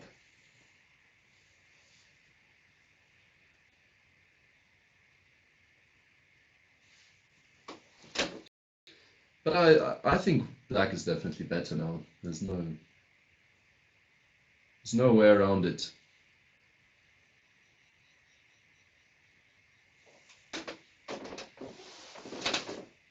He's using a bit too much time now. I think this could get him in trouble. Trying to play too accurately, maybe. It's still just simple development. The e-file needs to be doubled up on. You don't want to get into a tie with someone that's berserked you because they're comfortable on the clock. Okay, so now e6 is never a problem. You can capture. And there's no tactics. You take. Even the queen check becomes possible. Just king h7. But Scholl is looking at something. What's he considering?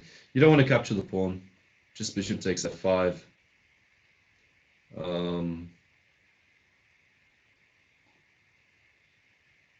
Okay, he goes for the pawn. So there might be something here for white. Knight takes, rook takes, queen check. You can even move. No, you need to move your king to h7. Oh, okay. This might be just a safer way of playing. There's no defending the pawn. So no need to go into any of those tricky lines, says Rookie. You're going down under a minute. I'm going to pick up this pawn in a clear fashion. But now g takes is a bit stronger because you need to go queen takes. This bishop. Okay, so just queen check to start with. This is a tricky move maybe to find with not too much time now. And the point is that king h8, h1 walks into knight f2 check, and king here. You can also just play check again with your queen, and then drop into the position if you want to. But after king here, maybe there's something better. You can go. This is a nice move. Queen f2, pinning this knight. So if knight takes, the queen drops. This is a bit of a clearer idea, and then after this, you can move your queen to. Oh, there he goes for it. And is he going to play king h2 followed by queen f2? Queen f2, is this the move, or are you going to pick up the pawn? All of them seem reasonable. Okay, he goes for this check. But then I would have just as well gone for the pawn, because it does the same thing. You're still communicating with this square as well from the d6 square.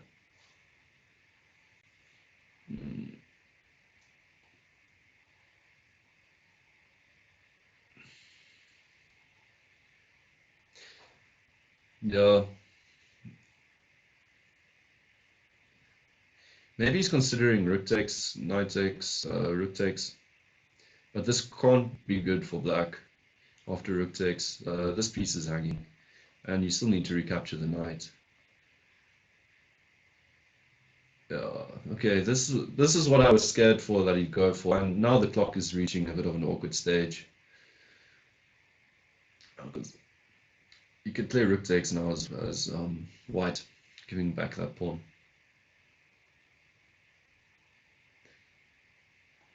Is this bishop doubling? Rook takes. Okay, he goes for this. Rook takes. Threatening bishop here. White can quickly try and trade off queens though. This is a solid way of doing it. And white is up a pawn, but they're reaching an endgame which is going to have a very tense ending. Okay, king e6, king e5, sorry. Another check and you pick up the pawn,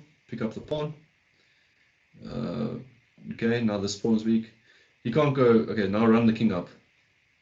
There you go. This guy's got good time control. Feels like he knows how to manage the clock. Now king enters. Oh. Okay, just bishop back. Don't want to take that bishop. He'll have a passed pawn. And this game, I think, is now a draw. Okay, not anymore. You can go king here. Okay, so no idea what's happening. The point is, I think that in some lines, the king ends up here and the bishop here. There's not much to do. But there's going to be a flag. Rookie's going to flag. And I think he just needs to make a move. That's so sneaky. Just goes to the pawn. The guy's got no time. Okay, well done, Rookie. Half an hour to go. How are the standings doing? We have Western Cape dominating this time. They have not just got a lead. They are really running away with it. And it's hard to say which of the players are really contributing so much because they're kind of next to each other. They're not the outliers such as Huff Nelson, which is doing a hard job for Gauteng North, keeping them up there. So definitely Cup is a Western Cape player to watch. But okay, maybe if TK has just started with the game, people have been saying they want to watch a TK game. So let's watch the end of this game. And this is pretty exciting. We get to see a material imbalance between two strong players. TK with a queen, and one of the things you want to see in a material imbalance game Oh, sorry, Johan was said no. No, he played well. Maybe just earlier in the middle game, he had more advantage. Uh, he started throwing a bit of it away. But definitely, I myself am a huge flagger. It's one of the best things in the world. No critique. Um, in any case, this game is pretty instructive of material imbalances. Queen versus a rook and a bishop, which could sometimes happen. And one of the key things I wanted to come to was that this would have been particularly bad for black had his king been more exposed. So he's even got possibility of going king g6 now. No, okay, so now he's made his position worse, okay, just as I was talking about it. King g6, just holding onto the pawn and keeping your king safe is kind of the main thing you want as black now. And then obviously coordination between your two minors. But now white is actually not a very dominating position where he can manage to just push this pawn through and play against this exposed king. For instance, I think pushing the pawn up, something like rook e2, queen check, forcing the king back, queen check down here. Okay, I'm not buying it, but this is another example. Oh, okay, so the queen's in time to stop this. You can go check and just land with your queen on d3. Point is that black needs to move his rook to the last rank to get his rook through. This is very similar, but I think getting the queen here. Oh, the point is the same. If rook b1, you can actually insert the check and then pick up the rook. Didn't even need to go after the pawn. But TK is definitely running away with this game. 2 minutes on the clock. He must just be careful not to make too much trouble for himself. I give a check now. The king goes here. Oh, you can't actually pick up the rook. This is a valid point. So check, king there, and another check, king here, and picking up the rook to black making a queen. So this rook is actually pretty safe. So you need to play against the king differently. One of the ways is trying to back rank him or trying to bring your king up for this back rank. And it's going to take a while for black to actually, and even if the pawn comes here, there's no real threat. So what is his idea? Okay, I thought the idea was queen f7 and then pushing the pawn to pin the pawn, but this might work. You still need to be careful about this pawn just becoming a queen now. So running the king up would be a big blunder. You might need to just go queen d6 first. He just gives a check. I think he's making life more difficult than it needs to be. Earlier I was talking about the queen f7 and just spinning the pawn and mating. King f3. What's his idea now? He's just going to run his king to e2 or something. Yeah, now he can just try and fork. His idea is just to guard the pawn, now with his king, and try and fork the rook, and he can go h5, temporarily allowing a2 and then this fork. He gives away another pawn. I'm not not too sure what his end plan is.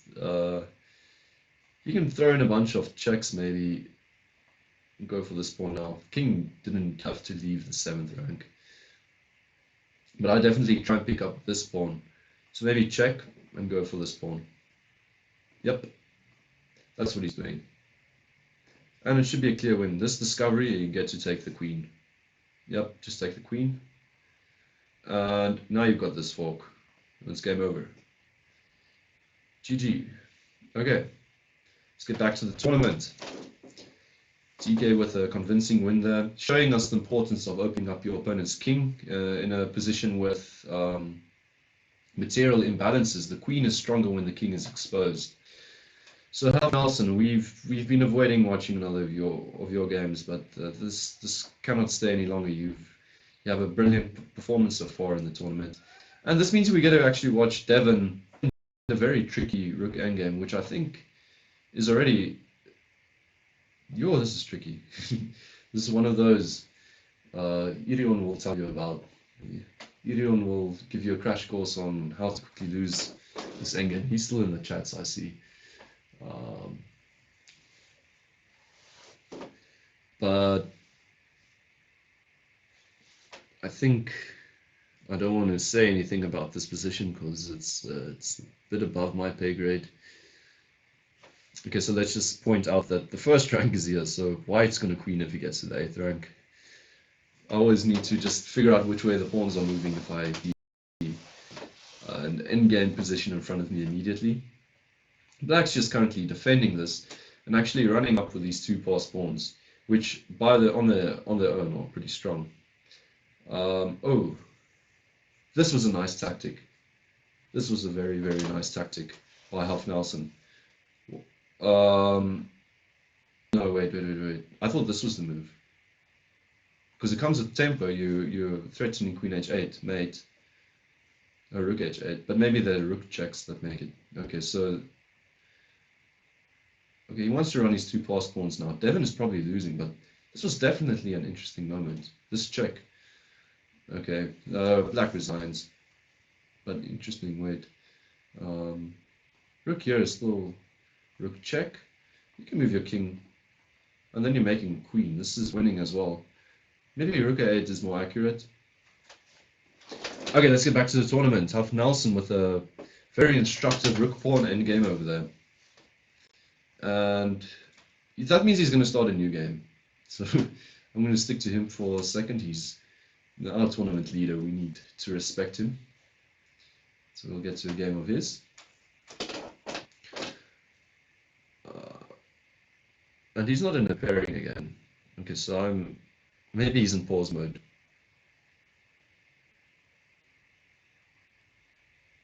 No, he's in pause mode or something. Oh, he's just in a pairing. Just as I left. Oh, this is great. We get to watch Ruan again. He had a good game earlier on. Ruan 1981. I think also one of the players that lost. And someone cleared out earlier who Half Nelson is. It's Yaku Nelson. Half Nelson. We saying Half Nelson. An idiot. Not seeing that L. And what opening do we have? Okay, so we have the Sicilian, the French variation of the Sicilian. Was this a piece? Excuse me. This is a piece. Okay, Ruan, we'll go back to the tournament because our tournament leader is not losing a game up a piece. And okay, maybe skills, it's time to watch one of your games again. You're doing well. And the players in the lead, they're not one from... Is Black not making a move? Okay, he's berserking back. And this means we've got a nice blitz game to watch. Oh, aggressive. Okay. Well, I don't remember the trap here. Okay. But there's something ugly. White does. Black does. You probably need to go check, right? Or do you defend the bishop? I guess this is how Black's winning back that pawn.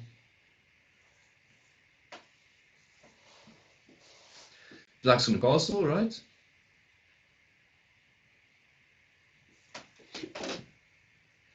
Or is there knight? Yeah, knight b4. Knight b4. Yo.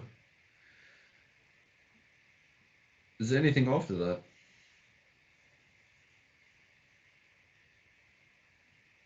Okay, so Black just wins back the pawn. After this very aggressive pawn sacrifice in the opening, he wins back his pawn. And okay.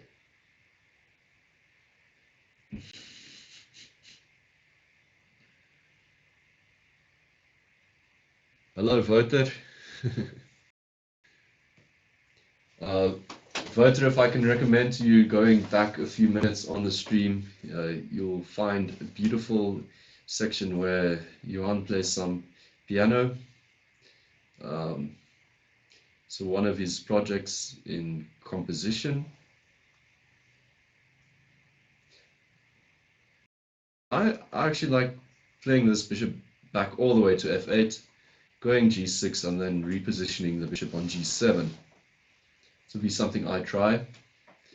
Because White's definitely going to play b4 soon. He wants to keep his bishop on a7 though. Not sure if that's a good idea. Go bishop f8. Go bishop f8. Come on, Shoal. This e3 pawn. Okay, this comes. He wants the mate in one. Cheaper, but white's actually pretty fine as well. Just fianchettoing here. Bishop f8 now, though. He plays it. He's stream sniping as well, just in a fancy way. He waits a moment before going there. But he's spending a lot of time though. The point of bishop f8 was that this pawn is now secure.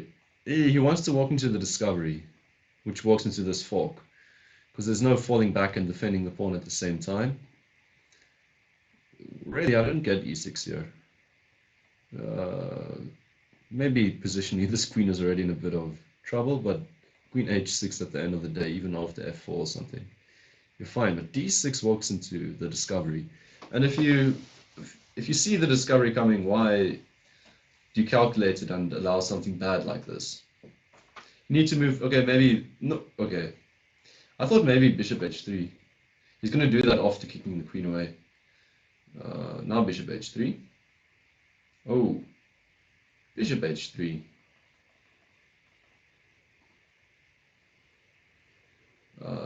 Black is still losing one of the rooks, and he's deciding to trade down more pieces. A lot of you will notice the general chess theory is when you're down when you're down pieces like black is now, he's down the bishop for the rook. You don't want to trade down more pieces, which he just did through inviting this knight trade. You want to keep the tension and the pieces on the board. There were potentially very good squares for this knight to even go to. I mean, f3, but not via e5, because that just trades the piece immediately. So, yeah, c5.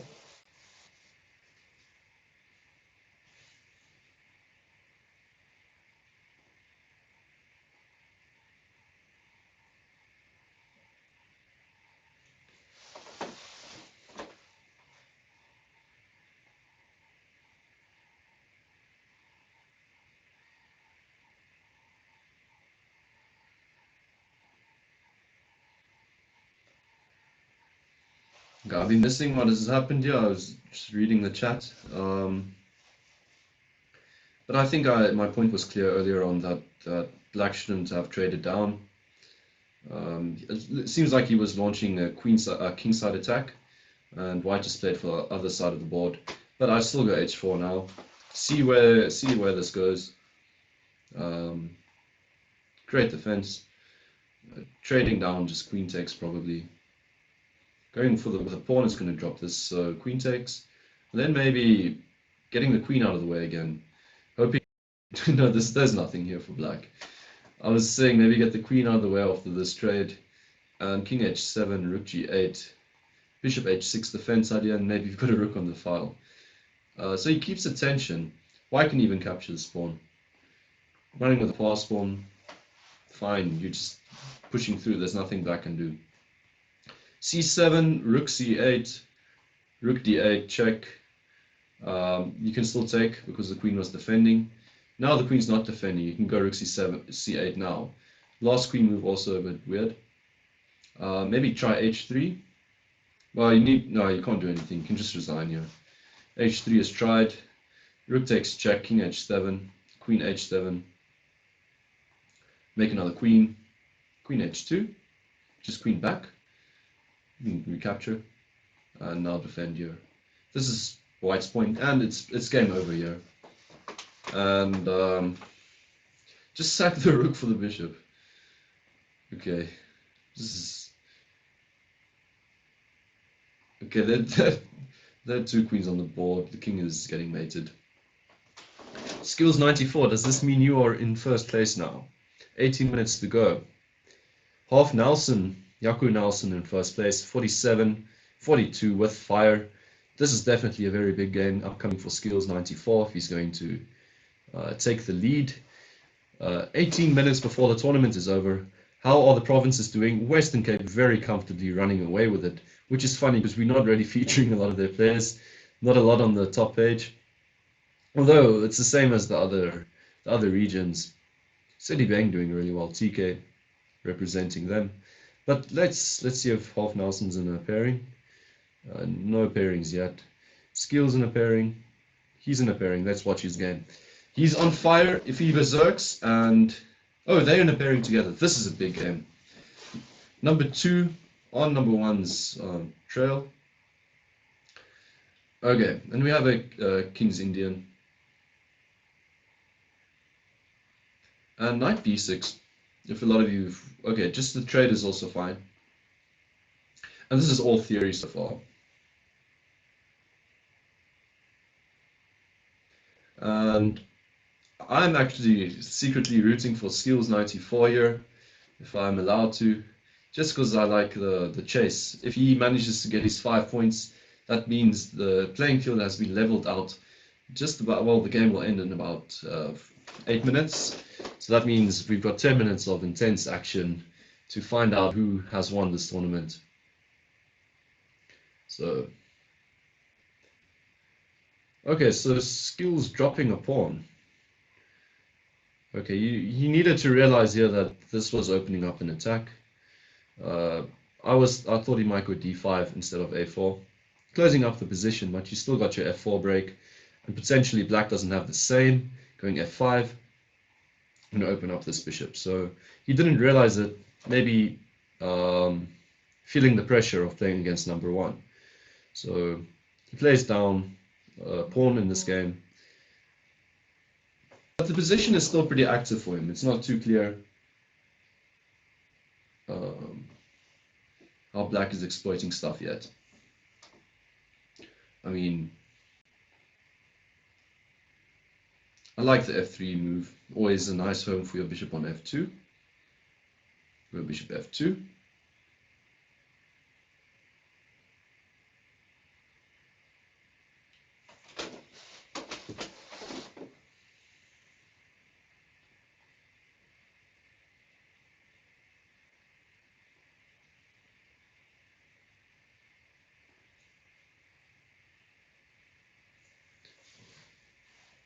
And okay, it's pretty crazy. They've only spent a minute on the clock so far.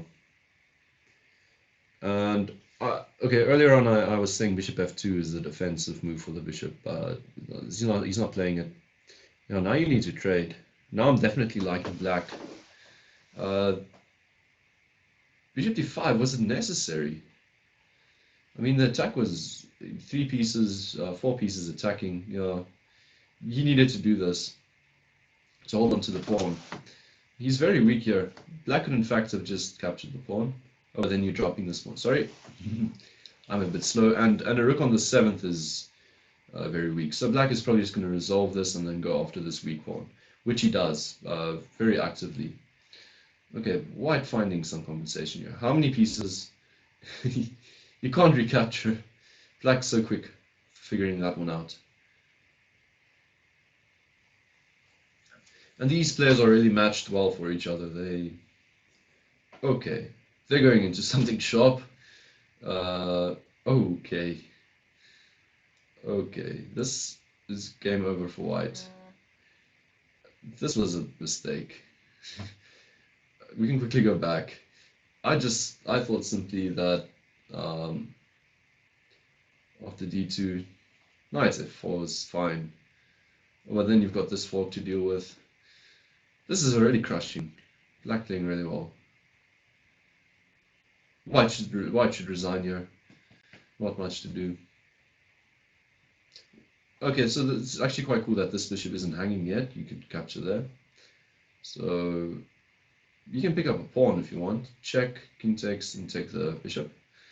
He probably wants more than this. Keeping the bishop around is better for him. He can play with tempo for the time being. Bishop here. This bishop needs to move. Okay, so he gives up this attack immediately, but now both bishops are hanging. White needs to be careful. King here is... Okay, so the queen is actually really entering the game. King here, maybe? This queen check, though. This is what I didn't want as white. Now you need to go king f... How's black making this game over though? Bishop there? Oh, okay. Just a piece.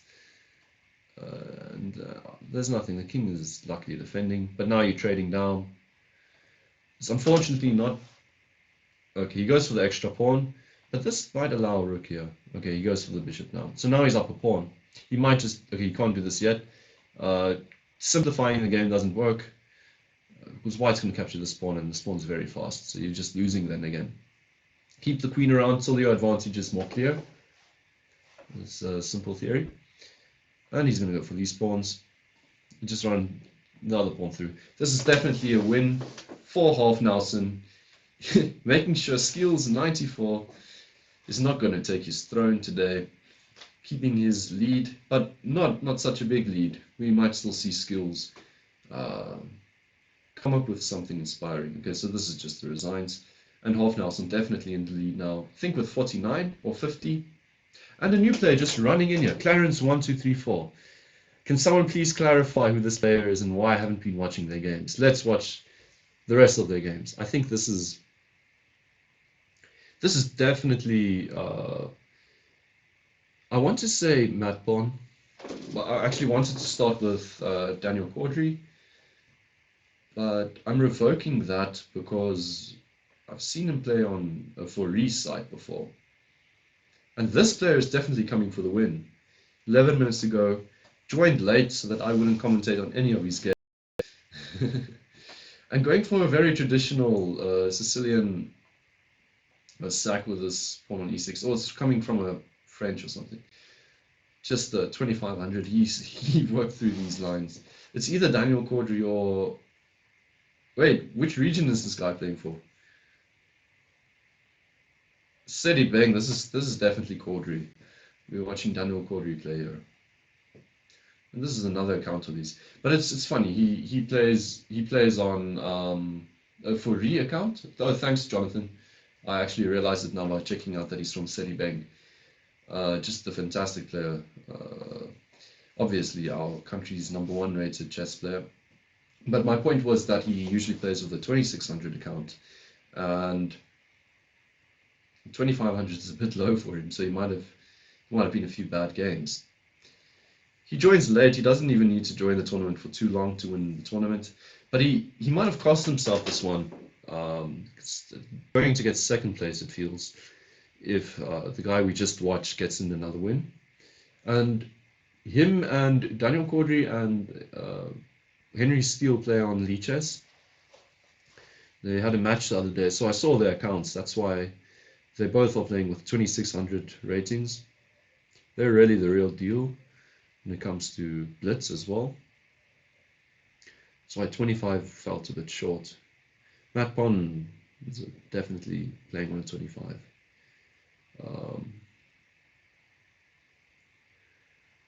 Tactically, this works out. You need to take one of the knights, the other one escapes. Or if you take the wrong knight, yeah, he's just going to trade there. Oh, no, he's too fancy to do that. Too fancy. Just going to trade down this bishop and probably even go queenside then. Yeah, he's going to castle queenside. It feels like it. Yep, he cleared out the way from the bishop. Caudry's too fancy, finding that knight h7 move, which simplifies the game immensely. And hopefully he gets in another pairing, because then he's definitely going to be playing for the first place tonight, or this afternoon. I'm not sure what that means for Seti Beng though. I haven't seen their names up there, and I wouldn't really know what his motivation is to play then. If the team is suffering, it might be just to show dominance again and go take that first prize. So, okay. Black needs to go knight f6. You need to really start regrouping. There's not really much hope, I think, anymore for black, but proactively playing something like this, I cannot see that this is any good.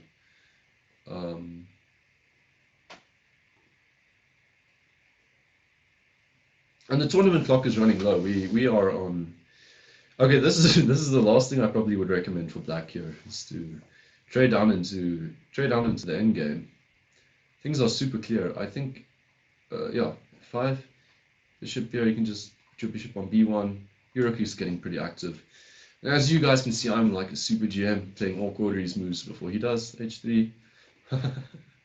Rook here, or just rook there. Okay. No, this is also a good Quadri. You're allowed to do that. Okay. b5, let's get behind that pawn, make it go too far, make it past pawn. Take the pawn now. Push this pawn. He's not going to think twice. This pawn's going to fly up the board. Yep. And black's not defending the pawn. The pawn's just going up. You need to give up another minor piece. And he's definitely going to get another pairing. Okay, this is a clear way of doing it. I would have probably had the trade like this, but this is very forcing. Okay. Okay, can black resign so that we have a competition? Okay, now Quadri's just frustrated. His opponents are resigning. You can take that pawn. You're up so much material. He's going to try and mate him quickly. Run through another pawn or something.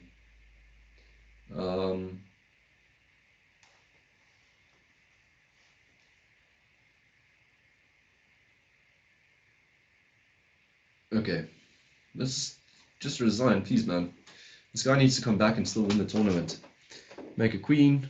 Oh wait, that's stalemate. Sneaky, sneaky, sneaky. Making a queen would have been stalemate. Okay, obviously Quadri doesn't stalemate.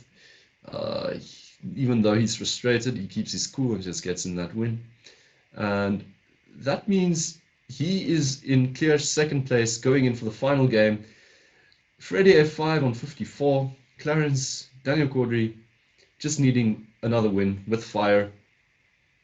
He's not in a pairing yet, so this must be frustrating. There's not really a lot of tournament time left, so unless berserks back and loses very quickly, 6 minutes to go. Is he even going to get it? This is going to be a very tense ending. He's not in a pairing yet. Waiting, is Freddie in a pairing? Because that might mean he's going to walk out of this with... Oh, and we have the best pairing possible. If Freddie wants to be very messed up, he could just let his time run out, make a first move, let the tournament clock run out, and claim that first prize. And he might not even move now. He's going to use all his time. But hopefully this is like a lesson for Quadri to join a bit earlier, maybe. Let us have more of the fun of his games in the tournament. And maybe let's watch it from his perspective.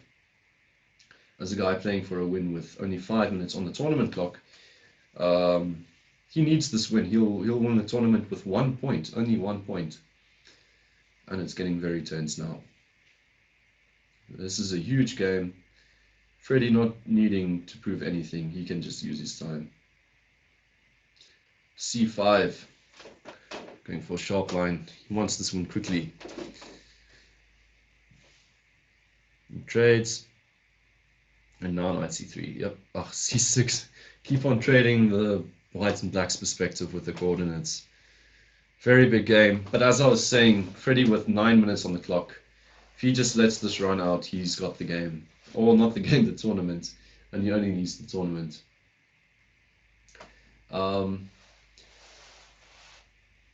Knight b4.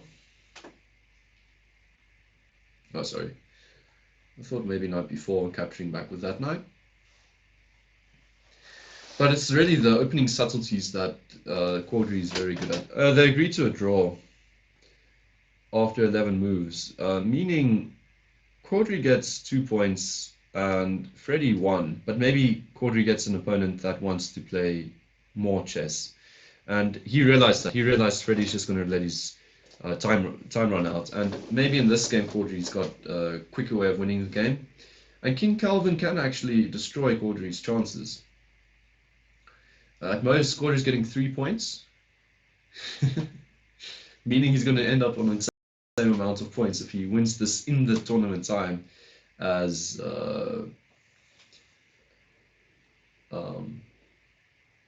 what's his name? As Freddie. So I'm going to just quickly, because there are 3 minutes to go, I'm going to expand the screen a bit.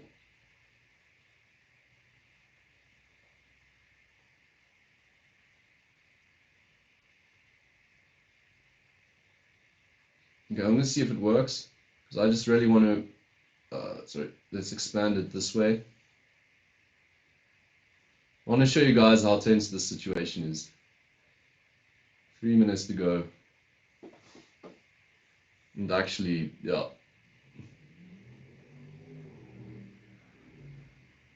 That is the tournament clock you guys have over there.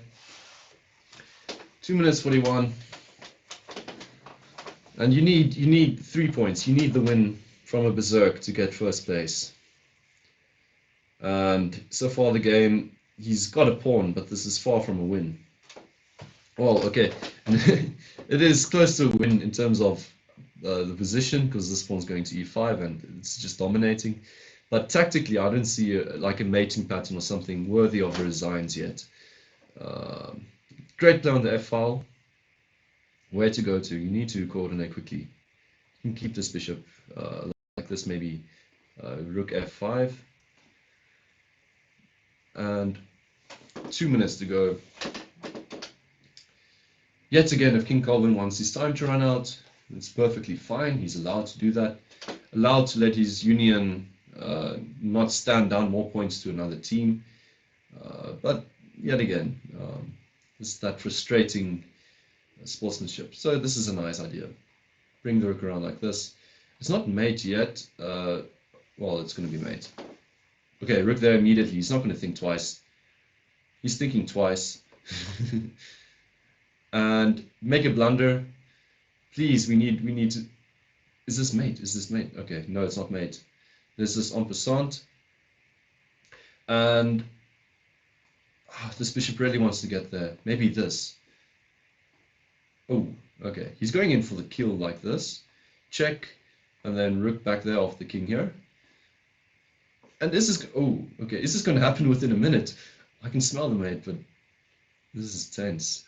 Okay, he takes a piece. Is white going to resign? Who knows? Who knows? If, isn't this close to mate yet? Is that like check and... Oh, he wants to play check and after rook takes and then play check and mate. 43 seconds to go. Not sure if Calvin's going to allow this. If you recapture, you walk into mate in 1. Maybe he takes the rook. If you don't do something, he's going to capture and he's going to mate you like this again. So how do you mate him quickly? Check like this.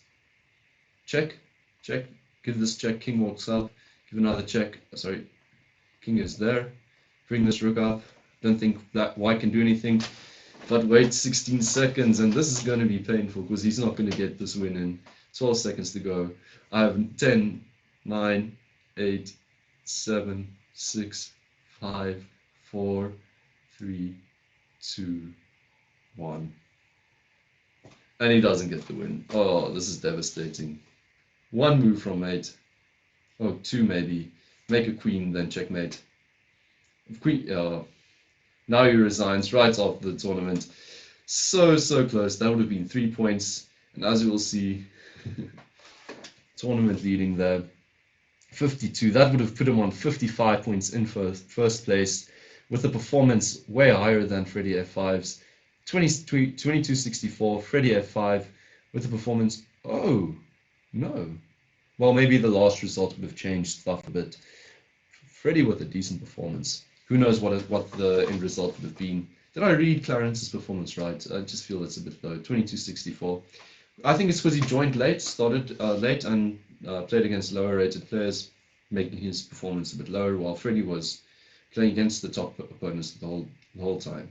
And well done to the Western Cape, 476, dominating these Gauteng provinces, 419, 405, and then Seti Beng, 378 with Clarence, helping a full 52 points, and then also 45, TK. We watched a few of his games. The rapid rating, great for him, different than his blitz games. And then JHB 364, Buffalo 321, SBD, Saudi Bartman District 277 with about 189, and Free State without 20 players 71. But well done everyone, and this was a great tournament. Watching the top games, hopefully Daniel Caudry will join us earlier for the next tournament, yeah, it will be a fun tournament next time. I don't know if I'll be streaming next week. I'll definitely let you guys know. If you do see a stream appear on my channel, you probably know it's for this event. Thanks for joining me today. I hope you all have a good night. And I will be uploading the USA's Blitz tournament that I play a bit later. I don't think I'm going to be doing this online. But thanks for joining me again today, and see you guys.